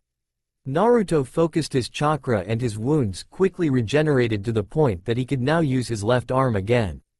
Seeing Kurenai and Hinata fighting each other with taijutsu, Naruto decided to enter the fray. He made 2 hand seals, horse and then monkey. Caustic fist, no jutsu. Green acidic fluids materialized around his hands and feet. Naruto rushed forward and joined the fight. Kurenai was impressed by the strange jutsu Naruto kept displaying. Meanwhile, Shino kept trying to use Mushios no Jutsu to gather more insects, but to no avail.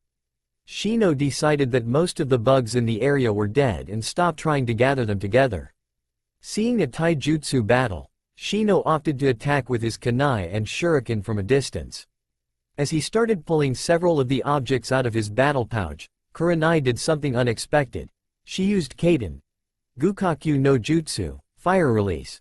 Grande Fireball no Jutsu. The ball of flame hit Naruto and kept on going, right towards Shino. Shino used Kawarimi to escape. It was at this point that the alarm clock rang. Naruto ended up tied to a post. Though he had suffered serious burns, he was fine. And his clothing seemed to be fireproof as well. That was deplorable, said Kurenai. Using Naruto as a distraction might have worked in the academy, but it won't work in the real world. Now, I'm going to give you three another chance. Really? Asked Naruto, interrupting his sensei. Kurenai blinked. Yes, she said hesitantly. Naruto slammed the heel of his boot into the post. Click. Twang. Kurenai was suddenly entangled in 4 nets. Get the bells, commanded Naruto. Both Shino and Hinata jumped on the Chunin and ripped the bells off of the woman's belt. Kurenai sat up and simply stared at Naruto dumbfoundedly. He began to laugh. He ha ha ha ha ha ha ha ha. We got you. That was great. I figured I would get tied to the post, so I planned ahead and put triggers for traps on all 3. If we got the bells beforehand, fine, but the plan worked almost perfectly. Here, Naruto. Take my bell, please? No, Hinata, you keep it, I insist. And Shino, don't you dare give your bell to me either. The Aburame child stopped trying to hand Naruto his bell. I can torture Iruka-sensei for another year. Pass, said Kurenai. What? Asked all 3 of the genin in unison. All 3 of you passed. It was a test to see if you could function as a team. Since the 3 of you worked so well together, even helping each other when I was about to overpower one of you, you managed to pass. I was going to force you 3 to work together a bit more and play some more mind games with you just to make you earn your rank, but the fact that you caught me using an elaborate trap has convinced me otherwise. Now would you please cut me free from these stupid nets so that I can report to the Hokage? Elsewhere, Kiba had been tied to the post, with Akamaru tied to the back of it, and Kakashi was lecturing them on their performance. He then told them that he would give them one more chance after lunch and that they were not to feed Kiba or his dog. Immediately after Kakashi left, Sasuke offered to give Kiba some of his food. Sakura fed Akamaru. Suddenly, Kakashi reappeared. You have disobeyed a direct order just to help out your teammate, he said, sounding ominous and angry. Such behavior could get you in trouble with your superiors someday. Refusing to leave a teammate behind could cost you your mission. But that's the exact reason why I'm passing you 3. Akamaru barked. 4. Later that day, Kurenai asked Naruto where his conjuring scroll was. Naruto informed her that the inside of his jacket was both a conjuring scroll and a sealing scroll. He explained that his father found that it didn't matter what the seal was written on, so long as it was written in black ink. Naruto also explained that the palms of his gloves were advanced sealing scrolls where he kept certain weapons for easy use. Like cyanide pies. He also explained to her that he had chakra-powered joy buzzers in his gloves and that he was aware of the Kyuubi, though it feared him. He intentionally didn't mention Clarice. Team 8 went on many D-ranked missions, ranging from finding the cat named Tora to hauling lumber to washing windows over the course of a few weeks. At this time, Team 8 was in the mission office to accept another mission. Let's see, said the Sandame. There's Mrs. Kurisaki's yard that needs to be weeded. Mr. Yamada wants his kids to be babysat. Oh yeah, not a mission for Team 8. There's catching that cat again. You mean Tora? Asked Naruto. Yeah, answered Iruka-sensei who was helping manage the mission office. I'll strangle him before handing him back to his owner. That way he can't run away anymore. Another mission that shall not be offered to Team 8 ever again, said the Hokage. Guess what? Said Naruto excitedly. What? Asked the Hokage. I'm bored, the boy said in a perfectly serious tone. The Hokage remembered what happened the last time Naruto was bored. It wasn't a pretty picture. Naruto had used ox blood to write humorous messages on both sides of nearly every door in town. The smell was horrible. Kurenai also remembered that time. Shino remembered it and laughed inwardly. Hinata remembered that her door was one of the few that he didn't put blood on, though the rest of Hyuga estate was practically coated with it. Give them AC rank this time, said the Sandame to Iruka. Well, let's see, there's this one. A bridge builder from the Wave Country needs a few people to protect him and his workers from bandits during the rest of the construction. We'll take it, said Kurenai. Yeah, we'll go with that, agreed Naruto. Okay, said Hinata. Shino simply nodded. "Alright Tazuna," called Iruka. "We have a team for you." An old man wearing a mason's clothing entered the room from a waiting room. He was balding and holding a sake bottle. "This is the team?" he asked. "That is correct, Mr. Tazuna," replied the Hokage. "They look weak, especially the short one." Suddenly, the sake bottle fell to the ground as Tazuna was tied up with ninja wire. Naruto then touched his palm and a coconut custard cream pie appeared in it. Naruto then shoved the pie into the old man's face. "I'll meet you guys outside," said Naruto cheerily as he left the room. Kurenai chased after him. In the hall, Kurenai caught up to the blonde. "You didn't kill him, did you?" "No, that was a regular pie. Even I know better than to kill the client before the mission is over." Meanwhile, Hinata was cleaning the pie off of Tazuna's face as Shino was entangling the ninja wire. "A word of advice," whispered Shino into the old man's ear. "Never piss off the psychopath." As they left the village, Kurenai noticed a puddle on the path as they walked. It hadn't rained in weeks and there hadn't been any cloud cover for the past few days. She knew something was up. They continued walking, Tazuna whining about the loss of his sake bottle, Shino being silent as ever, Hinata stealing glances at Naruto, and Naruto drinking out of a sake bottle. "Wait, sake bottle, why did you have to destroy my sake?" asked Tazuna, addressing Naruto. "Would you like to try my drink?" offered Naruto with a sadistic grin on his face. "It's some powerful stuff." Before Tazuna could answer, Kurenai interrupted. "Naruto, what is in the bottle?" "Sulfuric acid." "What's that?" asked Tazuna, as he was unknowledgeable about chemistry. "Let me explain it," began Naruto. In song, Johnny was a chemist. A chemist he is no more. For what he thought was H2O, was H2SO4. Tazuna put together that the formula Naruto just mentioned was this, sulfuric acid. "So is it a poison?" he asked. Naruto looked at him like he was an idiot. "It's one of the most powerful acids." Naruto took another swig of the bottle. "Ah, good stuff. Burns all the way down." Tazuna leaned over to Kurenai and started whispering. "Why isn't he dead?" "It's his family's Kekkei Genkei apparently," she whispered back. "They use acids and poisons as their primary weapons and consume said substances to enhance the poisons and acids their bodies produce naturally." Suddenly, a pair of Kirinine leapt out of the trees and attacked. Kurenai pulled Tazuna out of the way. Hinata ducked while cursing herself for not noticing their presence. Shino backed up while calling his insects out. "Naruto?" He smashed the bottle on the face of one of the enemy ninja. To be more specific, it was on Maizu, the younger of the brothers. He screamed in pain as the acid scarred him for the rest of his life. The other brother, Guzu, attempted to stab the blonde for hurting his brother. Naruto redirected the claws that Guzu was wearing so that they would only stab him in the arm. Naruto grabbed the guy's face and gave it a light tan. ZZZZAP. Soon, both the brothers had been disarmed and tied up for questioning. Naruto insisted that he did it himself. He sent Kurenai, Hinata, and Tazuna up ahead so that they wouldn't hear the pain he was about to inflict. Shino, who always wanted to put someone to the question, stayed to help out.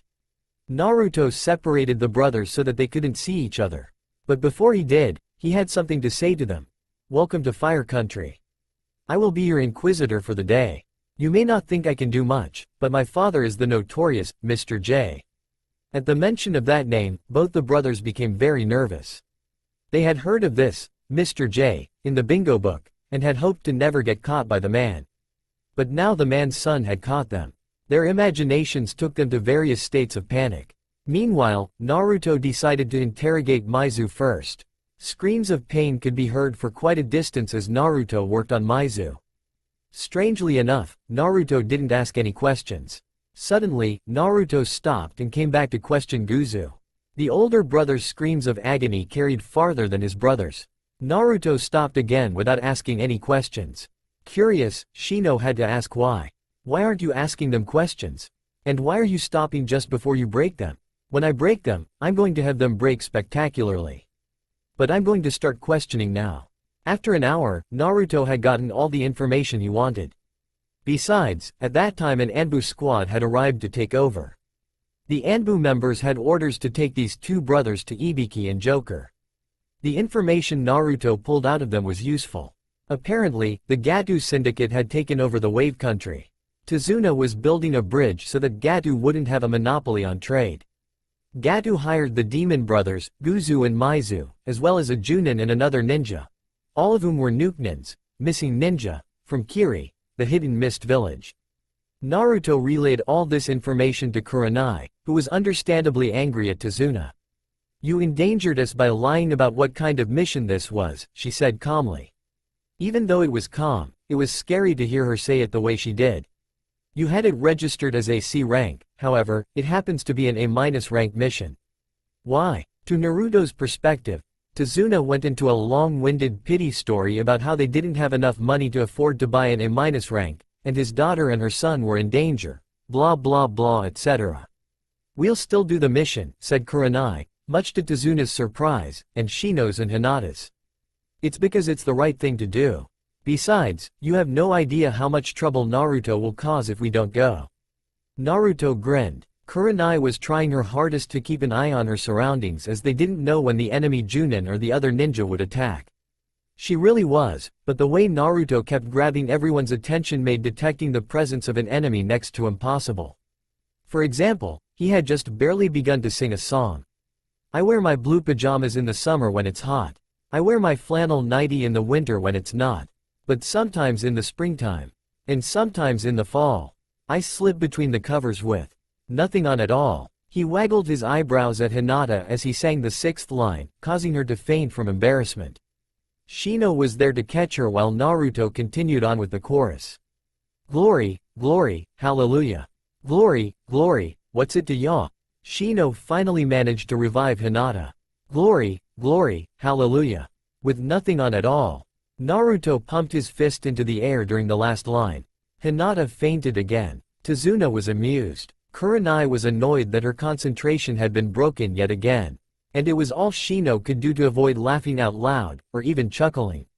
Zabuza, who had been hiding in a tree with his sword in the ready position to be thrown, had to pull his face out of the dirt due to the face fault he just experienced. Also, he had dislocated his right shoulder when he hit the ground as it was the only way to prevent accidental suicide with his sword. He had a sneaking suspicion that the blonde already knew of his presence and had done that just to cause injury before the actual fight, but he wasn't sure. By the time Zabuza had stood up, cleaned off his face, and relocated his shoulder, Shino had revived Hinata again. Zabuza threw his sword with his left arm and used Shunshin to appear in a tree that the sword would arrive at if it missed. Naruto, Shino, and Hinata dodged easily.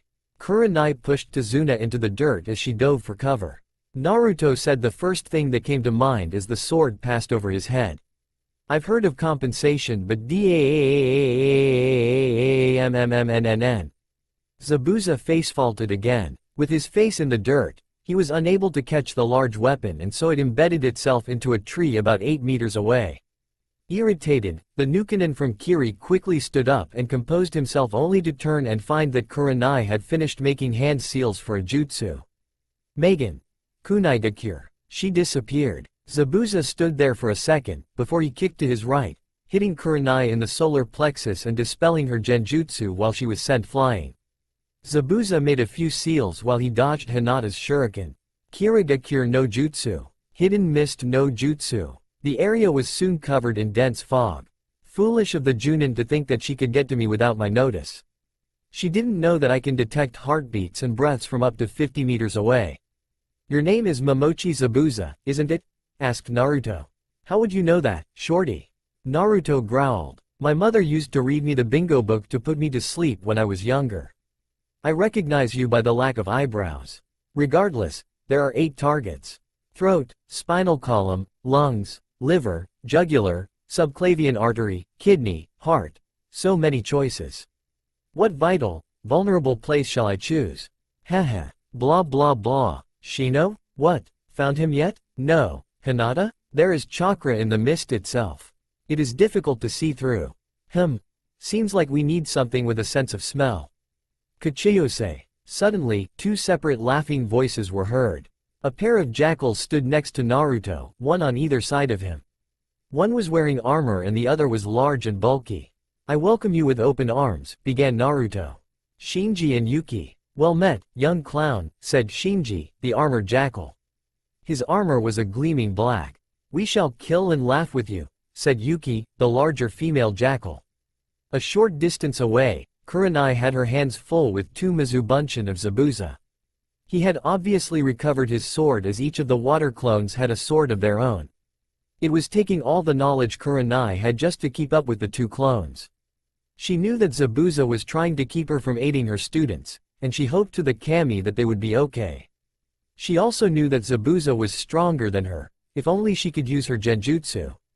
But all the ones she knew targeted the eyes first. "I got the brow less freak," said Naruto. "Protect the old fart, okay Shino?" "Okay Hinata?" "Wakata," replied Shino. "Oh okay," stuttered Hinata. "Not going to happen," said Zabuza as he appeared in between Tazuna, Shino, and Hinata. Hinata stumbled away from Zabuza and Shino jumped away from the swordsman. Tazuna fell backwards. Just before Zabuza could do anything, Shinji bit his head off, revealing it to simply be a water clone. Suddenly, Zabuza was there with his sword sticking into Shinji's back through a small slit in between his armor plates. Another Shinji was suddenly there and it bit into Zabuza, dispelling yet another water clone. The first Shinji fell apart to reveal empty armor. "Yoroi Bunshin no Jutsu," stated the real Shinji smugly. "Armor clone no Jutsu." Yuki then howled. The air in the area got colder and snow began to fall, slowly at first but with increasing speed. Soon, the ground was covered in snow. Oddly enough, the fog still permeated the area. "Yuki! Suiga no Jutsu!" called out the female jackal. "Snow! Tracking Fang no Jutsu!" Yuki sank into the snow as if she were a rock dropped in a pond. As she began searching for Zabuza, Shinji and Naruto were busy blocking projectiles that were coming at Tazuna and or Hinata. Shino had gone off to find Kurenai. Suddenly, Yuki found Zabuza standing on top of a nearby pond which had somehow not frozen yet. She leapt out of the snow as if she were leaping out from behind a bush and nearly tackled the swordsman. However, Zabuza anticipated the attack and moved out of the way at the last second. "Suiru no Jutsu," said Zabuza calmly, trapping the female jackal in a sphere of water. "Water prison no Jutsu." Yuki laughed. Zabuza's eyes widened as he realized the implications of her giving away her position. Before he could do anything else, he was tackled by no less than 40 of Naruto's shadow clones. Since his concentration was broken, he lost control of his Suiru and his water clones. The Nukanen from Kiri quickly dispelled the clones on top of him with a quick swing of his sword just in time to get clocked by the real Naruto, who landed back on the shoreline afterwards. As Zabuza attempted to regain his balance, Yuki came at him again, charging across the top of the water. Just before she was able to attack, Zabuza managed to slash her jugular. Fearing for her life, she returned to the world of the summons, taking her snow with her. "Congratulations," said Shinji. "You managed to scare my older sister away." "Shinji," began Naruto. "He's my kill." He turned to Zabuza. "I'm going to take your sword from your dead hands, okay?" The young Uzumaki was grinning like a maniac. Zabuza simply began making hand seals to perform a jutsu. To his surprise, Naruto mimicked his movements exactly except the boy was still grinning. "I'm going to wipe that smug grin off of your face." "Suiten. Suiryuden no Jutsu. Water release. Water Dragon Blast no Jutsu." Acting on instinct and what little knowledge Naruto had of chakra, he suddenly released his own version by adding the monkey seal at the end of the seals. "Suiten. Caustic, Ryuden no Jutsu. Water release. Caustic Dragon Blast no Jutsu." A dragon made of water rose from the pond to attack Naruto only to be intercepted by a near-identical dragon made of a sickly green liquid. The two attacks cancelled each other out. Shino and Kurenai had returned to the group just in time to witness Naruto copy Zabuza's attack. "How do you like them apples? Why you little monkey?" As Zabuza charged Naruto, the blonde quickly went through 3 seals, snake, boar, and monkey. Realizing what was going on, Shinji threw Tazuna and Hinata onto his back while Shino and Kurenai dove for cover. The jackal followed them. Naruto put his palm in the air and spun around once. "Caustic barrier, no jutsu." The green liquid surrounded the young clown creating a barrier. Zabuza's sword came down in a vertical slash only to be stopped by the barrier. The metal of the sword was beginning to wear away as it remained in contact with the barrier. Realizing that he was just wasting a good sword, Zabuza backed off. Caustic barrier conversion. Caustic bomb, no jutsu. Zabuza didn't have time to react and was hit by the blast of acid. Not only were his clothes ruined and his skin badly burned, but he was thrown backwards into a tree. Naruto landed on the branch above him and drew a kunai as Kurenai. Tazuna, Shino, Hinata, and Shinji exited from the brush. "I'm going to stab your face off now," he said cheerfully. Suddenly, 2 senbon needles flew from off to the side into Zabuza's neck, apparently killing him. As the man's body fell to the ground, a Kirinin caught it before it hit. The Kirinin was wearing a Kiri Anbu mask. "Thank you for stopping him long enough for me to catch him," said the masked person. "We of Kiri have been hunting this one for a long time." "You're a jerk, you know that," replied Naruto angrily. "He was my kill. Sorry about that, but it was my mission to kill him. I'm going to go dispose of the body now." With that, the young Anbu left the area. "You stupid jerk. You could have at least left his sword behind," shouted Naruto as he raised his fists into the air. Suddenly, Naruto didn't feel so good. He realized that he was pretty much out of chakra. He blacked out and fell towards the ground. Naruto called out both Kurenai and Hinata, but before the boy hit the ground, Shinji caught him. "Well, that was fun," chuckled the jackal as he set Naruto down on the ground. "Do tell him to call again, okay?" With that, Shinji returned to the world of summons. "Naruto's probably okay," mused Shino. "More than likely he simply used up all of his chakra." He looked at Kurenai. "How long has that kunai been in your leg?" "One of them Azubunshin must have had a real kunai," replied Kurenai. She then passed out from the blood loss and sudden lack of adrenaline. Shino was there to catch her. He pulled the offending stabati object out of her leg and administered first aid. "Tazuna, help me carry Kurenai-sensei." "Hinata, go carry Naruto." "Oh okay," she replied nervously. They arrived at Tazuna's home about 30 minutes later and laid both Kurenai and Naruto out on mats. Just as Hinata was about to place a blanket over Naruto's body, his eyes shot open. "I didn't think heaven would be this beautiful," he said, acting as though he was still half asleep. Hinata fainted and fell forwards. Naruto caught her and gently laid her down where he was on the mat before. He placed the blanket on her and stood up. He turned to see Shino shaking his head at him, obviously, to Naruto anyway, amused. "So, where are we?" "Tazuna's house." "How long was I out?" "About 30 to 35 minutes. "Wow, I was tired. Anyone else live here?" "Just Tazuna's daughter, Tsunami, and her son, Inari." "What happened to Kurenai-sensei?" "Apparently, one of the water clones had stabbed her with a real kunai." "We didn't notice until you had passed out." Naruto laughed at that. "Anyway," began the blonde, "what did you think of that hunter Nin? I seriously doubt that our masked friend had killed Zabuza, else the body would have been disposed of on the spot." "I agree with Shino," said Kurenai weakly as she began to sit up. "More than likely, the hunter Enin was Zabuza's accomplice, a fail-safe against him getting defeated. We will have to face the both of them when the time comes." She looked over at Hinata. "I see you've been flirting with her again, Naruto." "I'm sorry, but I have no idea what you're talking about," replied Naruto sarcastically. Tazuna and Tsunami entered the room, smiles on their faces. "We'd like to thank you for defending me against Zabuza," said the old man. "He's not dead," replied Naruto. "He was only mostly dead." Kurenai explained her theory to Tazuna. "Are you sure you're not just being paranoid?" asked the old man. "I'm sure," replied Kurenai. "Hinata's awake," stated Shino. "Oh, good," replied Tsunami. "Dinner will be ready in about half an hour." "Wanna know what I just realized?" Naruto asked to no one in particular. "I have another chance to take that sword." "You really want that thing, don't you?" asked Tazuna. "Sure do. It's the perfect thing to give you a very close shave with." Everyone else sweat dropped. "Perhaps we'll get to kill this Gato person as well," mused Shino. "You'll die," said a young boy's voice. It was Inari, and he was standing at the door to the room. "How do you know?"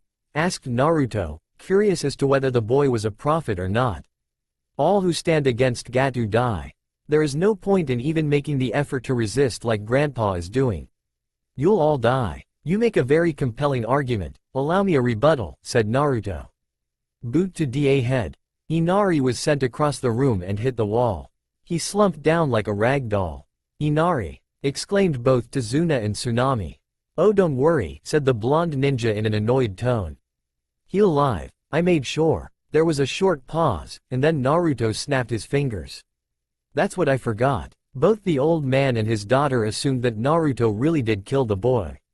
Hinata's mind had gone blank. Kurenai was exasperated. Shino suspected a joke was on the way.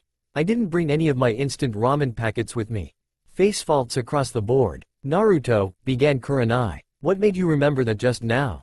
I smelled dinner. After dinner, Kurenai outlined a plan for them all to train, as it would take some time for Zabuza to recover enough to come after Tazuna again. She outlined that all three of the genin needed some chakra control training, so they would be learning how to climb trees without the use of their arms. The next morning they set out for training. Hinata did surprisingly well, and she was able to reach the top of her tree by noon. Kurenai sent her off to guard Tazuna while he worked on the bridge. Naruto and Shino weren't doing so well, and the blonde was doing a lot worse than his bespectacled friend. By dinner, the bug user had managed to reach the top, whereas Naruto was only 8 feet off of the ground.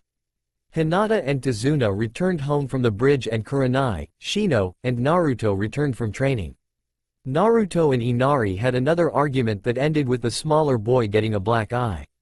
Tazuna tried to pacify Naruto by telling him the story of Inari's stepfather, Kaiza. So all he does about it is cry? Asked Naruto. I guess so. Naruto gave the old man a look that screamed, your grandson is an idiot. Before anyone could stop him, Naruto ran up the stairs to Inari's room and broke down the door. You idiot, you think crying is going to bring him back? Boy, do I have news for you. Kaiza would never want to see a frown on your face, so crack a smile. That won't bring him back, but it will piss Gato off. And I can swear to you that Gato will die soon.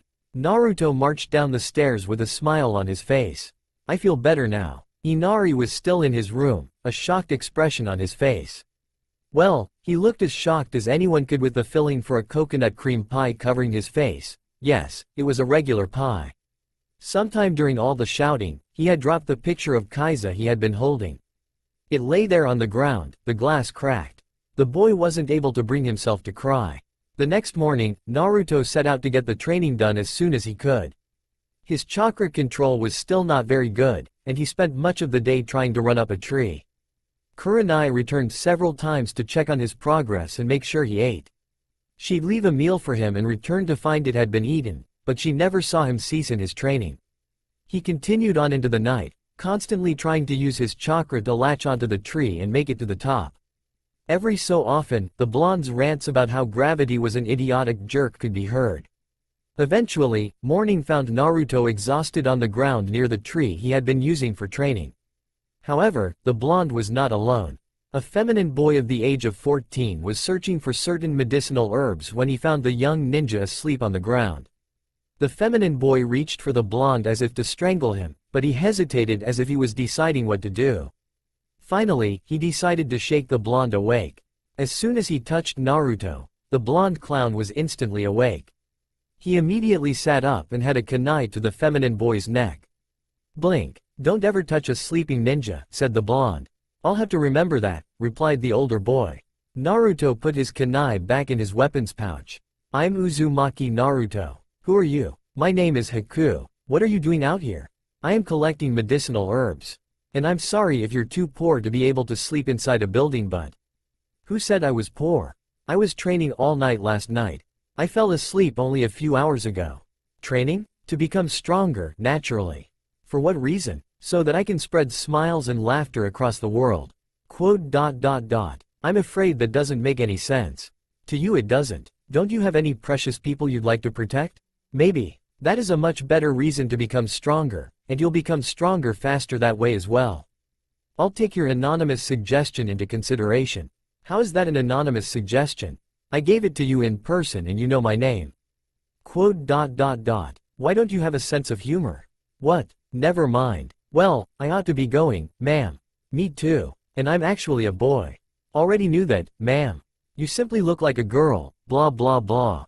Unless you cut your hair, I'm going to call you ma'am. Whatever. I'll see you later. Maybe. Just maybe. The day progressed much like the day before.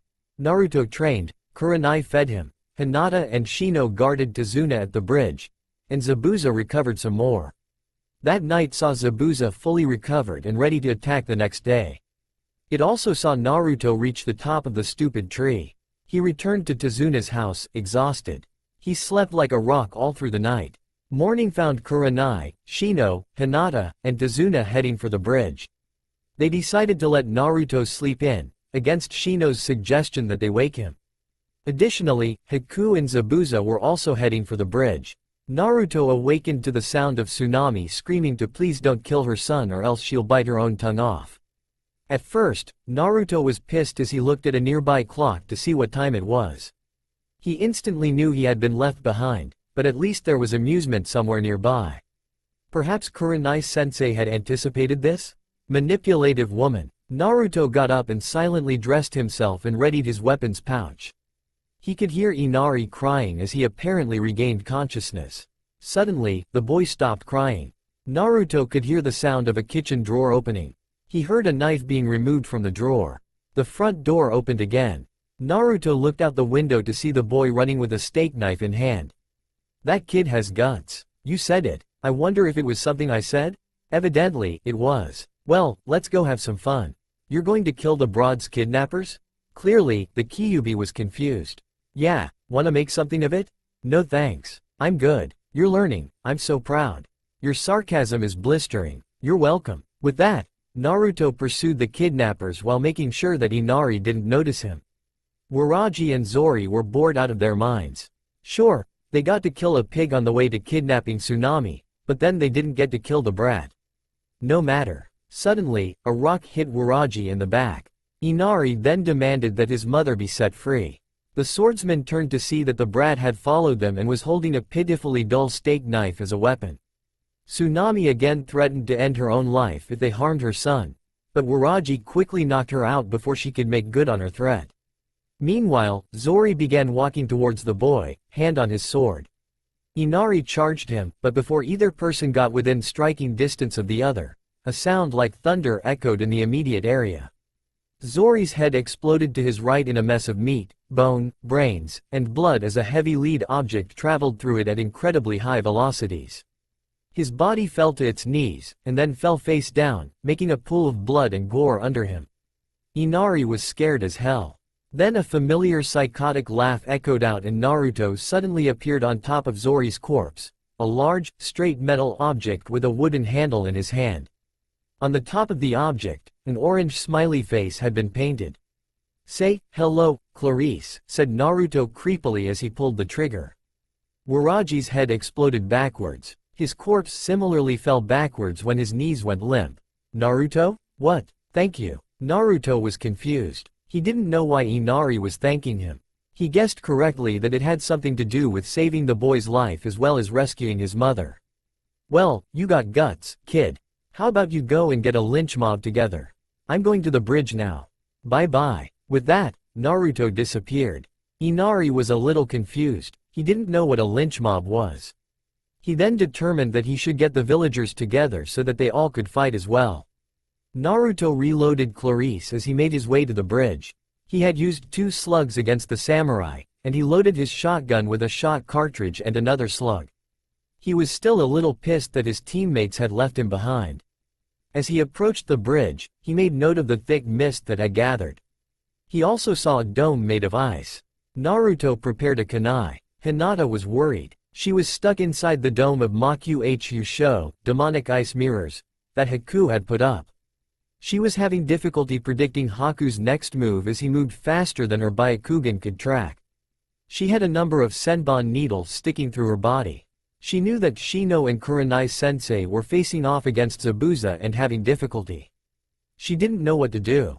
Experimentally, she threw a kunai at one of the gaps in the mirrors. Haku reached out of a mirror and caught it only to have his mask hit by another kunai thrown from outside the dome. Haku fell out of the mirror and was temporarily stunned. Curious as to what had happened, both Zabuza and Kurenai turned their attention towards the ice dome just in time to see Naruto land while making hand seals. Kachiyose no Jutsu. 2 laughing voices were heard. One was loud and guttural whereas the other was deep and creepy. As the smoke cleared, a giant two-headed hyena was seen. "The bird of Hermes is our name," began the hyena's right head. Its voice was the loud and guttural one. Its empty eye sockets glowed red and orange and spouted smoke. "Eating our wings to make us tame," finished the other head. Its voice was deep and creepy, as if it were the voice of the dead. Its empty eye sockets dripped with blood and glowed a sickly purple. "They were delicious," said Naruto from the back of the bird of Hermes. Both heads laughed at Naruto's joke. "I doubt we have met before," began the left head. "My name is Pluto. And mine is Vulcan. So, who are we to kill? See the guy with the big sword?" Both heads nodded. "I want you to kill him, but I want the sword intact." "Have fun." Naruto leapt off of their back and landed on the topmost ice mirror. Vulcan spat a fireball at Zabuza.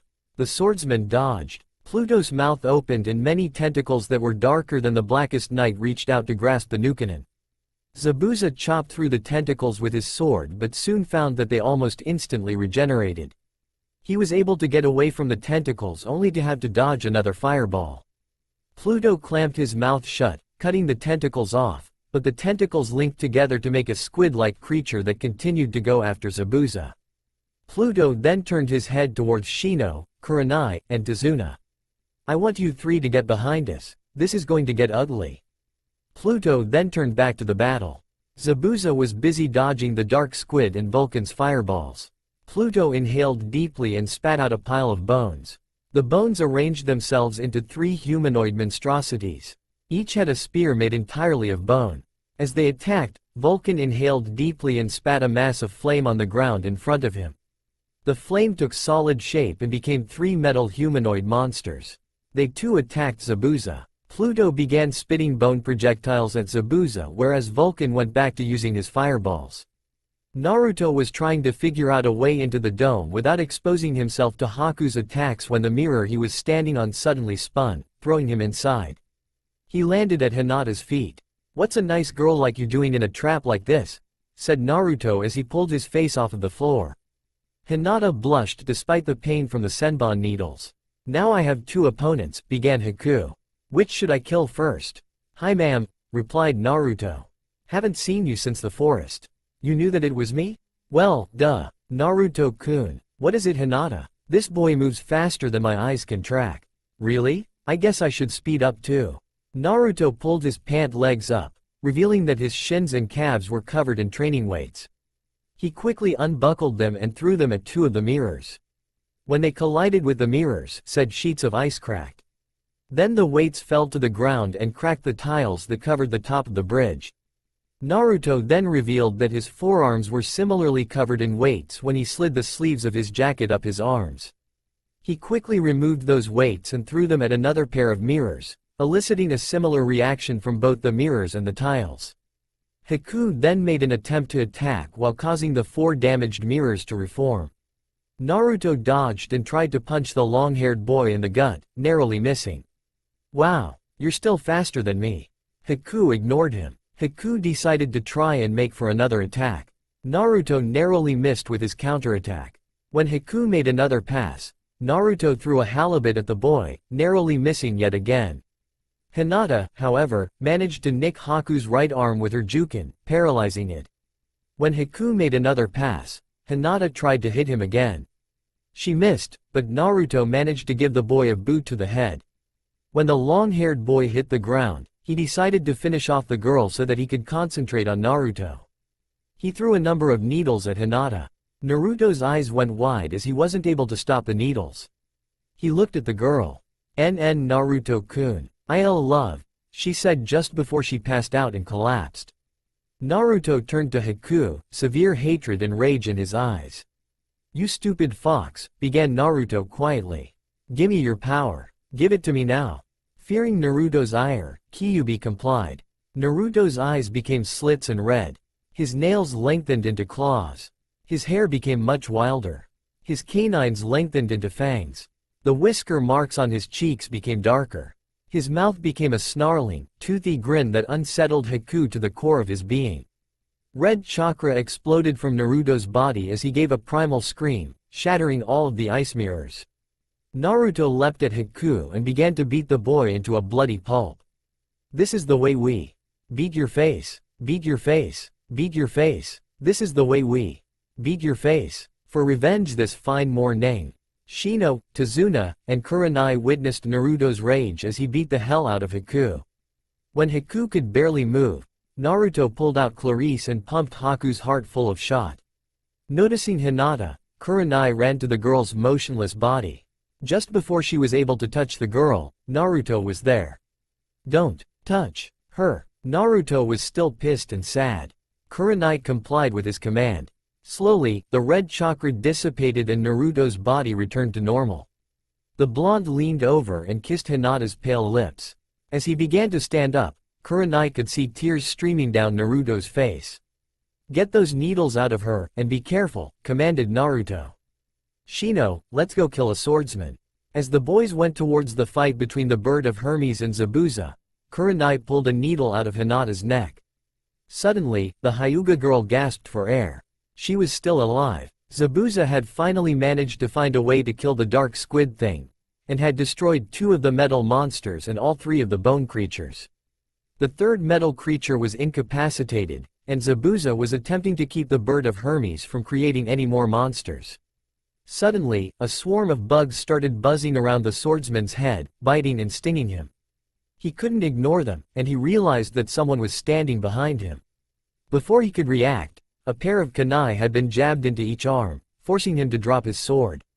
As it fell, Zabuza kicked it towards the Bird of Hermes. Neither Pluto nor Vulcan were able to catch the blade, and Vulcan's neck was sliced. Fearing for their life, they returned to the world of summons, taking the remains of the dark squid, the skeletons, and the metal monsters with them. You're finished, stated Naruto emotionlessly. Suddenly, they all heard laughing coming from the unfinished end of the bridge. Everyone turned to see a gang of thugs with Gato in their midst. Zabuza, began the crime lord. I knew you wouldn't be able to complete your mission, so I decided to take matters into my own hands. Since everyone here is tired or dead, it wouldn't be all that hard for my men to kill you all. Additionally, I won't have to pay you if you happen to be killed in the melee. So, baby demon, what does it feel like to feel fear? Hey kid, said Zabuza. Lend me a kunai. Sure, said Naruto before stabbing the swordsman in the heart with it. Why? Asked the Nukanin. Because your ally killed my girl. Now shut up and die already. Naruto twisted the kunai as he drove it deeper. Gato laughed. Naruto then turned his anger towards the crime lord. Say hello to my little friend, yelled the blonde in an entirely too happy manner. He pulled out Clarice and shot the slug towards Gato. The little man's head exploded, and the man behind him was hit in the heart.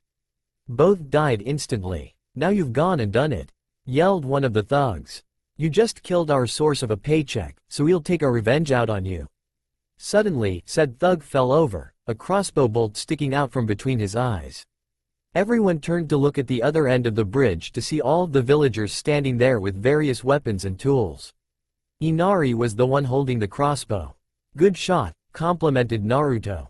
Thanks, replied the young boy. The blonde turned to the thugs and touched the palm of his left hand.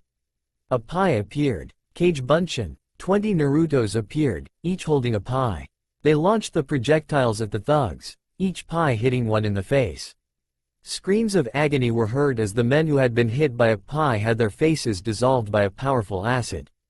The remaining thugs began jumping off of the bridge and onto a boat.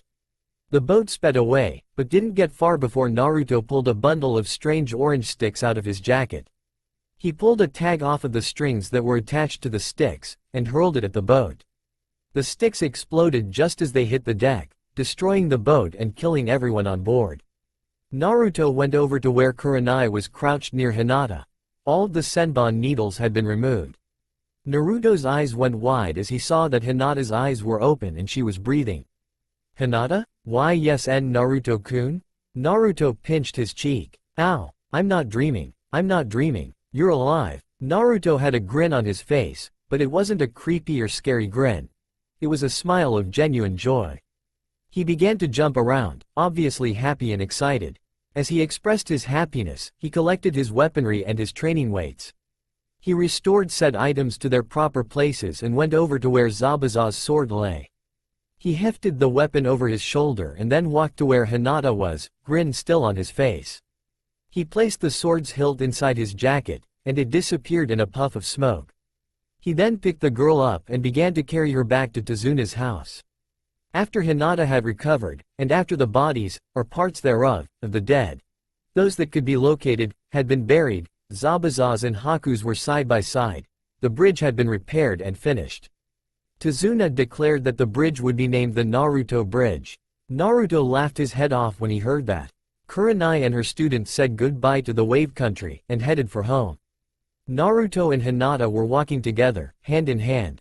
Hiyashi was freaking out. His daughter, whom he once believed was useless, had been sent on a C-rank mission. Come to find out, it actually was an A-rank mission. Despite this, she not only survived, but she and her team were successful on their mission, even in spite the hindrance that the demon brat obviously posed. To top it off, she seemed immensely more confident in everything she did. Was she laying low before now, or did this single success cause Hinata to become prideful? Or was it something else? It was all so confusing. Well, he wasn't sure how she trained, though she seemed to spend a lot of time with her teammates and Chunin instructor. Perhaps she had been training the whole time? Hiyashi wasn't sure. He had sent members of his clan to spy on them, but his spies didn't stay conscious for long. Perhaps it was that Aburame boy that kept detecting them? Whatever. It was pointless to try and spy. Little did the head of the Hyuga clan know, Shino, Naruto, and Hinata were training together and trading jutsu. Come to find out, Naruto's bloodline seemed to be transferable via simply being around him for an extended period of time. Joker had a theory. The chemicals that the Uzumakis released in slow amounts seeped into the people around them. Over a period of time, the bodies of said people began to gain some immunity to it. Eventually, their bodies adapted to produce the chakra and chemicals needed for the bloodline. What it really was, though, was the minuscule amounts of both types of Smilex that the Uzumakis released that caused the bodies of others to adapt. Hinata had begun to have a slight poisonous tint to her chakra. Same with Shino, but with the bug user. His body, and the bodies of his bugs, seemed to have adapted further, possibly because he had been around members of the Uzumaki clan a great deal more than Hinata had. Naruto was teaching Shino how to use this to his advantage. Shino developed the Hotarubaku no Jutsu, Firefly Bomb no Jutsu, in which he could have his bugs explode using the poisonous chakra as a catalyst. A single bug exploding wouldn't do much damage, but a group of 40 bugs could sever limbs with a combined explosion. Considering that the numbers of Shino's personal colony were in the hundreds of thousands. Hinata taught the Jukin to Naruto. Her Jukin was like a blunt knife. Her cousin Neji's was like a razor blade.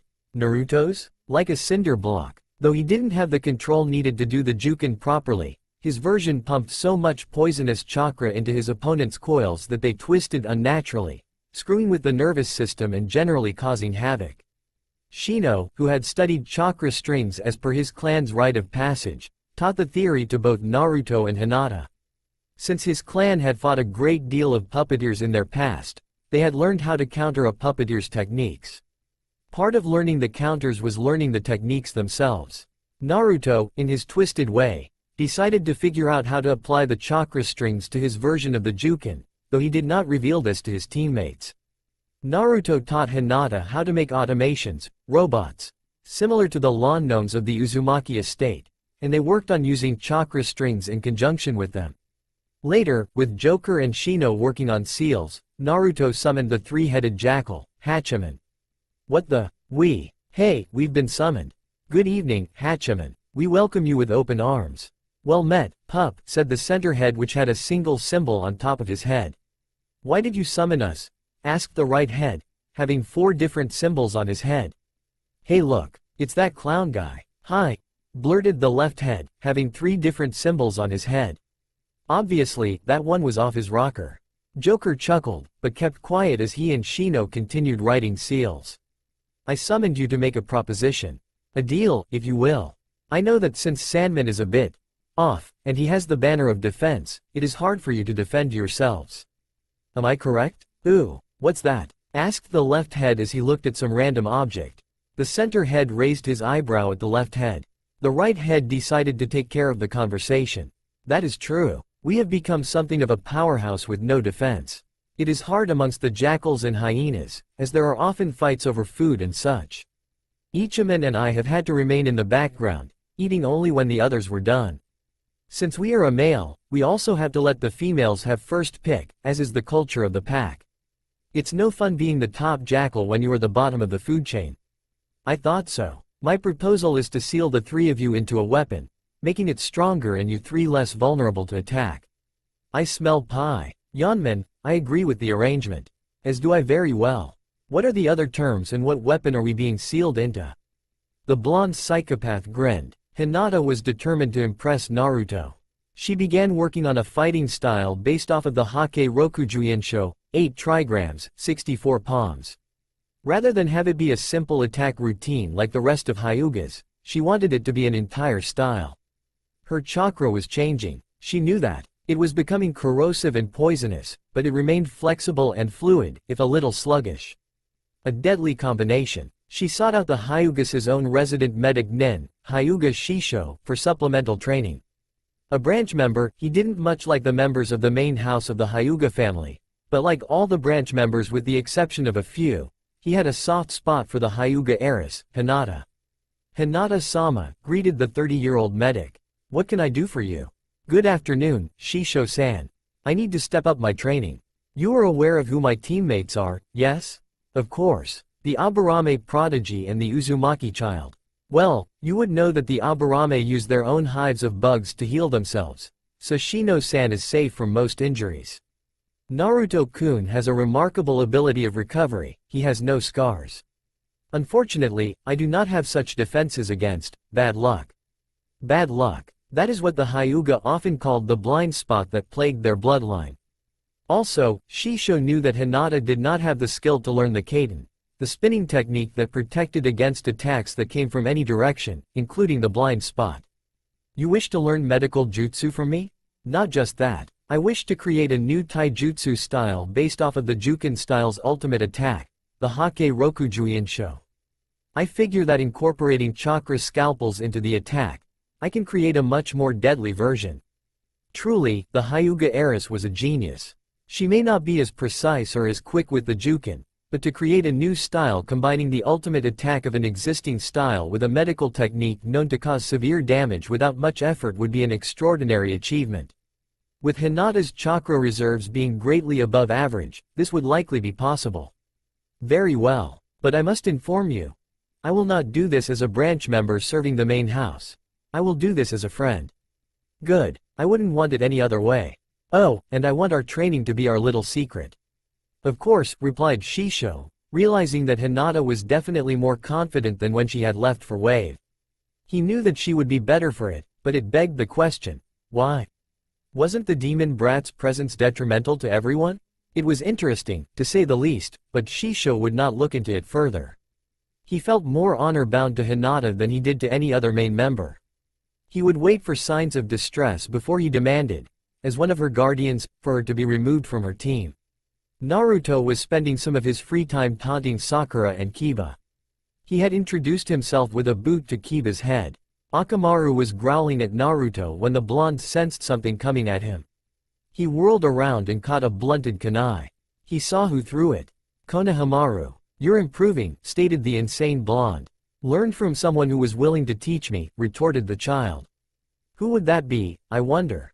Me, replied Kiba. So rather than mimic the clown, you settled for the Chihuahua pup. Kiba growled in response. Hey, boss, interrupted Konohamaru, drawing the Inuzuka's attention. That girl with the pink hair. The kid held his hand up and stuck out his pinky. Is she your, you know? Kiba blushed. Naruto shook with barely contained laughter. Sakura growled in rage. You come back here you little, she said just before chasing after him.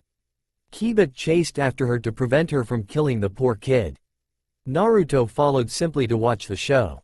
Konohamaru turned to stick his tongue out at Sakura, and turned back only to run into something, knocking himself backwards. The object he ran into grunted. Hey, you little runt, that hurt. The person who was whining picked Konohamaru up by the back of his shirt. The small boy was terrified, but to his credit, he simply scowled menacingly at the hooded figure holding him against the wishes of gravity. The figure holding him was wearing a black robe and had face paint on, making him look like a kabuki actor. He had a body-sized bundle on his back wrapped in bandages. Behind this figure was a blonde girl, slightly older than he, with her hair tied into 4 small pigtails. She had a giant fan strapped to her back. "Stop scowling at me. I'm going to teach you a lesson." "You probably shouldn't do that, Kankuro," remarked the girl. "This isn't like it was back home in Suna." "Shut up, Tamari. Little brats like this should show proper respect to a ninja of the sand."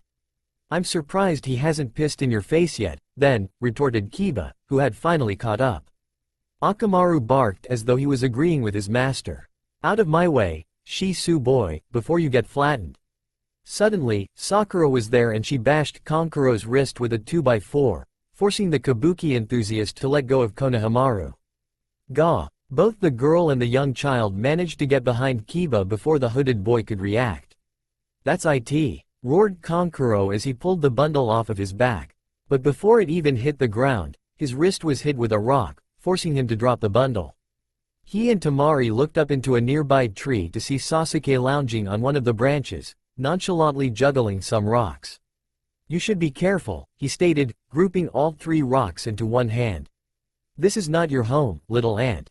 You should be careful," replied a voice from behind Sasuke, totally devoid of emotion. "Little lizard should not become too prideful." Sasuke was stunned. How did the boy get behind him? Suddenly, his presence was gone. He was then standing next to Kankuro.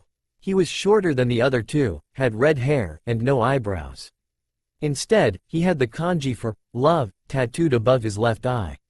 His eyes also had bags under them and around them that were so dark, they might as well have been black. This boy carried a giant gourd on his back. "Gee Gaara," exclaimed the other 2. "We should go back to the hotel." "In the tree, what's your name?" "Uchiha Sasuke." "I wasn't talking to you, worm." Puzzled, Sasuke looked around. Suddenly, he noticed a weight on his head. He went to brush whatever it was off when he came in contact with a boot. Suddenly, the weight was gone as Naruto jumped down only a few feet away from Gaara. Sasuke glared at the blonde clown. Before answering Gaara, Naruto turned to Sasuke. "You may want to wash your hair. I may or may not have stepped in dog crap." Just before disappearing from the tree, Sasuke's eyes widened in horror. Naruto laughed at his vanishing act. He was still chuckling when he turned back to Gaara. "Name's Uzumaki Naruto. Let me be the first to welcome you to Konoha for the Chunin exams." Naruto extended his hand as if to handshake. Gaara just stared at the outstretched arm, wondering what it would take to sever that arm from the rest of the body. "No? Well, how about you, Mr. Mascara?" Kankuro's eyes narrowed, but he took the proffered hand only to be zapped with a little over 1,000 volts of electricity. The hooded boy fell over, unconscious. "Kankuro!" screamed Tamari. Naruto fell backwards, laughing his head off, causing Konohamaru, Sakura, and Kiba to sweat drop. When he was done, Gaara spoke. "I'll remember your name, Uzumaki Naruto. Tamari. Take Kankuro." With that, he vanished. Tamari glared at Naruto, then picked up the hooded boy and his bandaged parcel and disappeared. The whole of Konoha was in an uproar making last-minute preparations for the Chunin exams. Ninja from villages all around the known world gathered together to take the test. Finally, the day arrived. Team 8 saw the hallway with the classroom under a genjutsu. They kept walking, knowing the hallway to be under an illusion. They then arrived at the testing hall. Naruto looked around at all of the other Chunin hopefuls. "Ha!" he yelled while grinning. "I'm going to slaughter the lot of you." Some simply dismissed him. Others glared at him. 3 walked towards him. "How's it going, clown, Hinata-san, Shino-san?" asked Ino, one of the 3. "Well, if it isn't the fangirl? Has your one true love arrived yet?" Obviously, Ino didn't detect the sarcasm dripping from Naruto's voice. "No, and I hope that big forehead girl doesn't make him late." "How you doing, muscles?" asked Naruto. "Doing great," replied Choji. "I hear you guys went on an A- ranked mission." "That's right," explained Shino. "It started as a C, but it was bumped up to A." Shikamaru-san, how are things?" asked Hinata. "As troublesome as ever," replied the lazy ninja.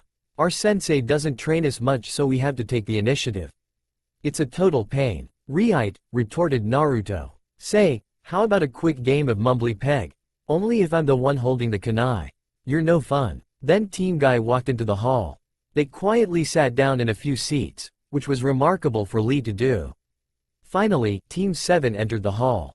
Get lost? Naruto asked Sasuke. Bastard, replied the Uchiha.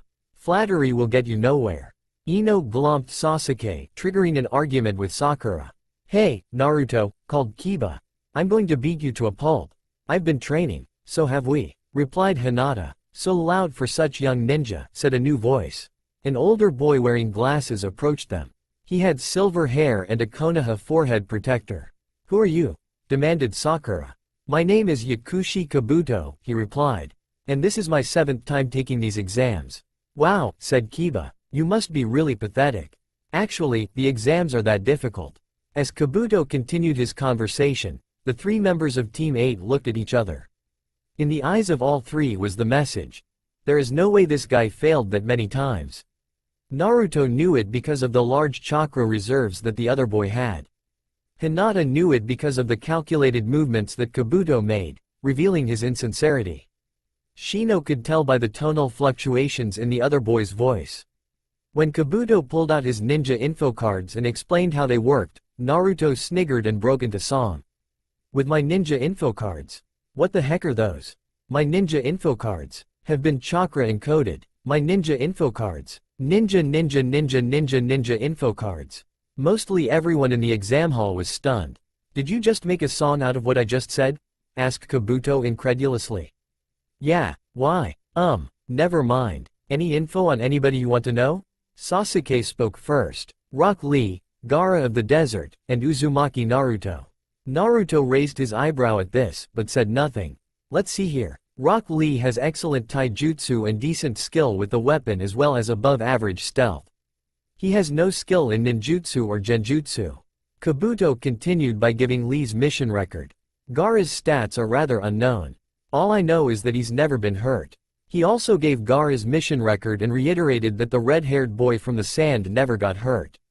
And Naruto. He's been on 58 D-rank missions and 1 A rank. He is the son of Uzumaki Joker and Uzumaki Harley. He seems rather balanced when it comes to taijutsu and ninjutsu. His skill in genjutsu is unknown. On his last mission, he killed the demon of the mist, Zabuza, and slaughtered a gang of thugs. The various ninja who had heard of Zabuza and were listening in looked at one another in astonishment. Of course, this is only what the young Uzumaki has unknowingly shown me. Anyone else want information? I do, answered Hinata. I want to see how the card for myself compares to that of Hyuga Neji. Hinata saw that her card showed her to be at less skill and power than Neji. She began to look distraught, but then Naruto whispered something into her ear. She then realized that Kabuto didn't know what she was capable of. She silently thanked Naruto. Kabuto then mentioned how nearly every hidden village had sent genin to be tested for the rank of Chunin. Even the new village, Auto, Sound. He assured the Konoha genin that the Itonin probably weren't all that strong. The 3 Itonin then attacked Kabuto. Though the boy dodged, his glasses still cracked and he became violently ill. Then a voice at the front of the room yelled at them for fighting. It was Morino Ibiki. This part of the test is not about combat. Hi Uncle Ibiki, called Naruto from the back of the room. Ibiki laughed. I see my psychotic nephew is participating in the exams. The interrogation specialist then explained the rules for the first test. After all the genin were seated, the test began. Many people had no trouble gathering the needed information to fill out the answers, though many more failed their teams due to carelessness. Naruto had done no information gathering. The first thing he did when he sat down was remove his weights under the desk and stash them under his chair for the time being.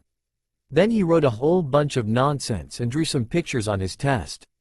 When there was only 20 minutes to go, Naruto was ready to make his move.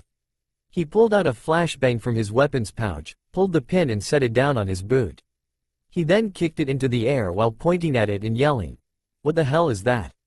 Quite literally everyone's attention had been focused on the strange cylinder when it exploded into a brilliant, blinding light and a deafening sound.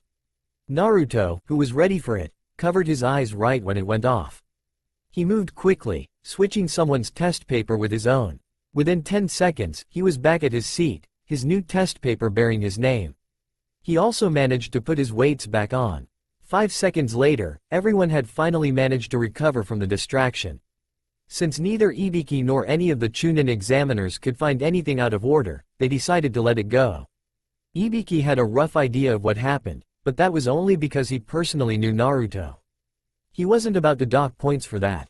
After one of the genin stupidly started demanding an explanation as to what happened to his testing paper, Ibiki finally asked the 10th question. If anyone failed the 10th question, they, and their teammates, would never be allowed to advance to the rank of Chunin.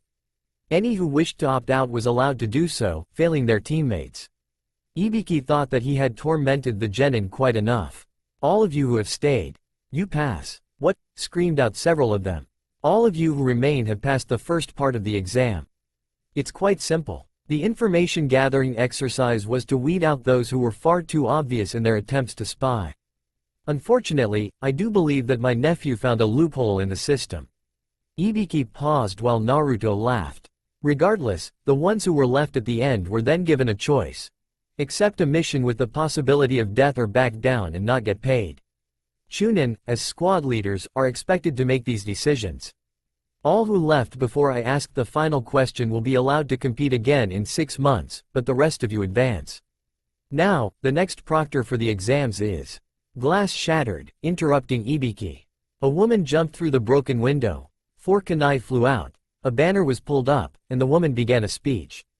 I am the Kunoichi Mitarashi Anko, proctor for the second part of the Chunin exams. Auntie Anko. Oh, hello Naruto. Anyway, you are all to meet me just outside of training ground 44 in 30 minutes or your team automatically fails. Move it, maggots. Hear that? We're all going to be flies when we grow up, exclaimed Naruto. You would all make for interesting etymological specimens, muttered Shino, causing Naruto to crack up. Boys, retorted Hinata, stealing the thought out of the minds of every female present. Training ground number 44 aka, the Forest of Death. A class secret training ground. Danger level. High. Mortality rate. High. Survival rate. Low. Chosen site for part 2 of the Chunin exams. Yes. Anko's most favorite place in the whole world. Very yes. Location. Near the Uzumaki estate, formerly known as training ground number 45. Likelihood of any of this information having any significance to this story, 67%.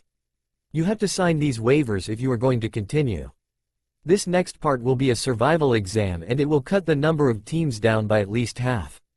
At least half of those teams will be disqualified simply because at least one of their team members will be dead. Now there are 2 different scrolls. Some teams will be given the Heaven Scrolls, and the others will receive the Earth Scrolls. Your objective is to get to the tower in the center of the Forest of Death with at least one of each scroll, both of which must remain unopened. You have 5 days from the start to the finish. Any questions? One genin dumbly raised his hand. Is killing allowed? With a goodly amount of killer intent, Anko stared him down. Is the sky blue? Naruto-san, Shino said, gaining the clown's attention. What is our plan for this? You two set up traps around the tower. Using the various underground routes that my family has made around here in secret, I'm going hunting. Oh, here's a map of those routes. Both of you should memorize it well. Shino and Hinata stared at the paper for several minutes. I have it committed to memory, said the Aburame. I also have the map memorized, stated the Hyuga heiress. Good. Electricity crackled in his hands and the map burst into flame. Use those routes to your advantage. We'll meet up at Tunnel 13 in 3 days. Hi, replied Hinata. Wakata, replied Shino. Naruto collected their Earth Scroll from Anko before the exam began. While Team 7 was busy dealing with Orochimaru, Naruto was rushing through the trees. He found a team from Kumo discussing plans near one of the exits to his extensive tunnel network. He quickly entered the tunnel from a different entrance and silently exited behind one of the genin. He was enshrouded by natural shadows. He used his version of the Jukin to disable the poor sap's arms before he had a chance to react. As Naruto pulled his hands away from his victim's shoulders, he attached chakra strings to them. What the Kumonan's teammates saw was the poor boy began strangling himself. Hey, doesn't he have the scroll? Yeah, he does. Why is he choking himself? Scroll, huh? Naruto blatantly left his cover, making a sneaky, tiptoeing motion to get back to his victim. He reached the boy and pulled a scroll out of the Kumonan's weapons pouch. It was the Heaven Scroll. So they were right, he whispered quite loudly. He did have the scroll. He then snuck away in the same manner. The two Kumonan shared a look before attempting to rush the blonde, only to have their choking teammate suddenly let go and grasp the both of them by the necks. "I'm sorry," he gasped. "I have no control over my arms." All he could do was watch as he strangled his teammates to death before his hands returned to his own neck. One team from Kusa, Grass, unwittingly fell into one of the traps that Shino and Hinata had set up. They were carrying both scrolls. Shino and Hinata were ecstatic about the fact that they had passed their team by themselves. They just hoped that Naruto wouldn't get too carried away in his merrymaking. Kiba managed to kill the snake that had tried to eat him with his Suga, piercing fang, only to be attacked by a second one. Being already pissed, the Inuzuka boy Suga'd the second serpent, sending it back to the realm of summons, rather than offing it. He rushed back to his teammates, determined to help them, especially Sakura-chan. Unfortunately for a team from AIM, Naruto had found them and summoned the jackal Mojibake, a master illusionist and a proficient shapeshifter. Mojibake, having an extremely sick sense of humor, caused Naruto to laugh and sing along to her illusion song that she had gotten the rain ninja stuck in. The genjutsu went something like this. You can scream. You can cry, having to fight for your life. See that girl, watch her scream. Stab at the sausage meat. Friday night and morale is low. Looking out, but no place to go. Where they play the right game, going on killing. You run from the bloody gore scene. Anybody could be that guy. His face is gone. Slashed with a knife. With a bit of skull bashing, everything is gone. I'm in the mood for a bath. And when I get the blood, you are the sausage meat, young and sweet, only screaming ee. Sausage meat, feel the beat from the bludgeoning. You can scream. You can cry, having to fight for your life. See that boy, watch him scream. Stab at the sausage meat. You're a loser, you die tonight. Leave you burning and then your ash. Looking out for another, anyone will do. I'm in the mood for a bath. And when I get the blood, you are the sausage meat, young and sweet, only screaming ee. Sausage meat, feel the beat from the bludgeoning. You can scream. You can cry, having to fight for your life. See that wimp, watch him scream. Stab at the sausage meat. And with that, the last corpse fell down, dead. Naruto cracked up. Thank you, Naruto managed to gasp between bouts of laughter. You're welcome, darling clown pup. Do call again. And with a puff of smoke, she was gone. Naruto pilfered another heaven scroll from his latest victims. Of course Enko rushed into the forest of death when she saw the three genin that had their faces melted off. Orochimaru's work, no doubt. She had to kill him for leaving her behind. She had to kill him for ruining her life, for making her a monster in the eyes of the villagers.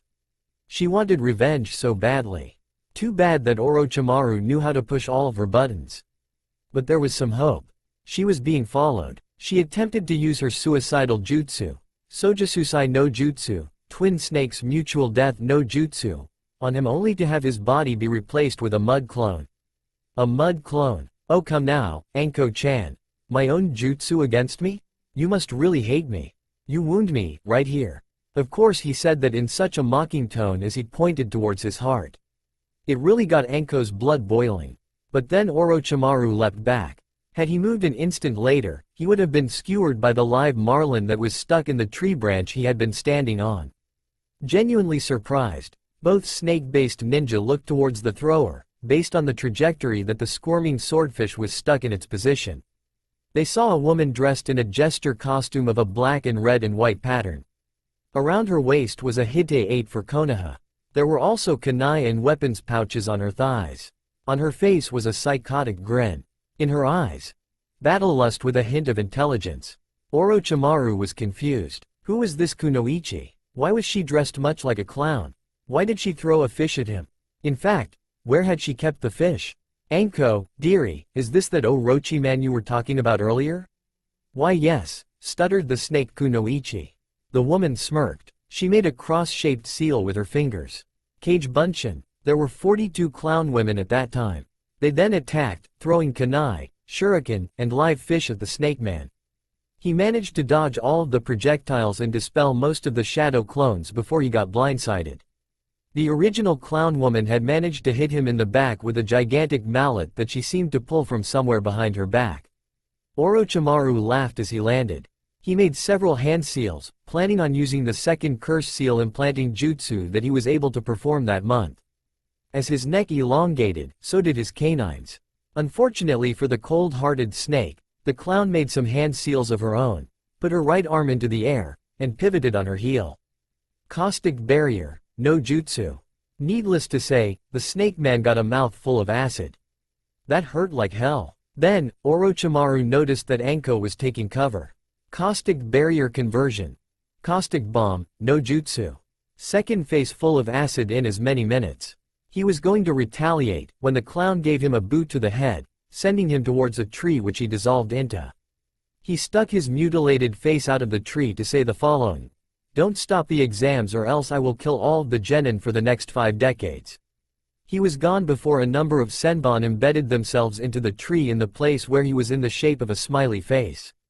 "Harley?" asked Anko. Harley was panting. Phew, what a workout. A team from Iwa were Naruto's next set of victims. Odd that they called him the Yellow Flash Reborn, as he quickly dispatched them. The female died via an acid pie to the face. One of the males was twisted around into a pretzel shape. The other male was pumped full of type 2 Smilex. He died laughing about how the Yellow Flash had returned for revenge in the form of a laughing fox. Naruto liked the sound of that. Laughing fox certainly had a ring to it. The pretzel genin happened to have an earth scroll. Naruto laughed once he met up with Shino and Hinata. They had passed the exam 3 times over. They headed for the tower. Once they exited the tunnels as close as they could get to the tower, Naruto noticed something and threw a kunai at it. It was a giant millipede. Naruto started eating its corpse along the way to the tower in order to gain the strength of its venom. Considering that neither Shino nor Hinata had enough of the Uzumaki bloodline to be immune to the venom, they didn't eat any of it. All things considered, Kiba knew that his team should be dead. They faced Orochimaru, the team from Otto, and still had to get another scroll. Thankfully Kabuto had helped them out. And then they survived that team from AIM due to the combined talents of Kabuto and Kiba. That was no easy walk in the park. But they barely made it and passed the exam. "This final part of the exam will be done tournament style," stated Anko. "And I will not be the one in charge." "Thank you my dear serpent," said a familiar voice with a rather sarcastic drawl. The owner of the voice entered the room. "Allow me to introduce myself. I am Uzumaki Joker, known as the illustrious Mr. J, in some circles." Some of the genin, especially the ones from Otto, began to sweat. "I will be the proctor for this final stretch of the exams. As expected, there are far too many of you, so we will have to eliminate some of you. But before we begin, any of you who do not feel up to fighting may turn their tails and leave." "Any takers?" The Hokage smacked his head. He just knew that Joker would do that, despite the fact that he had expressly forbade him from making it seem like an honorable exit was a wimp's way out. "Oh well." Kabuto raised his hand and asked to leave.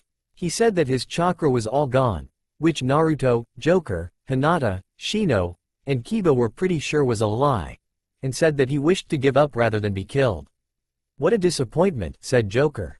"Well, we should begin the elimination rounds." That's all for now. If you want to see next part, then please like this video and subscribe my channel. Thank you.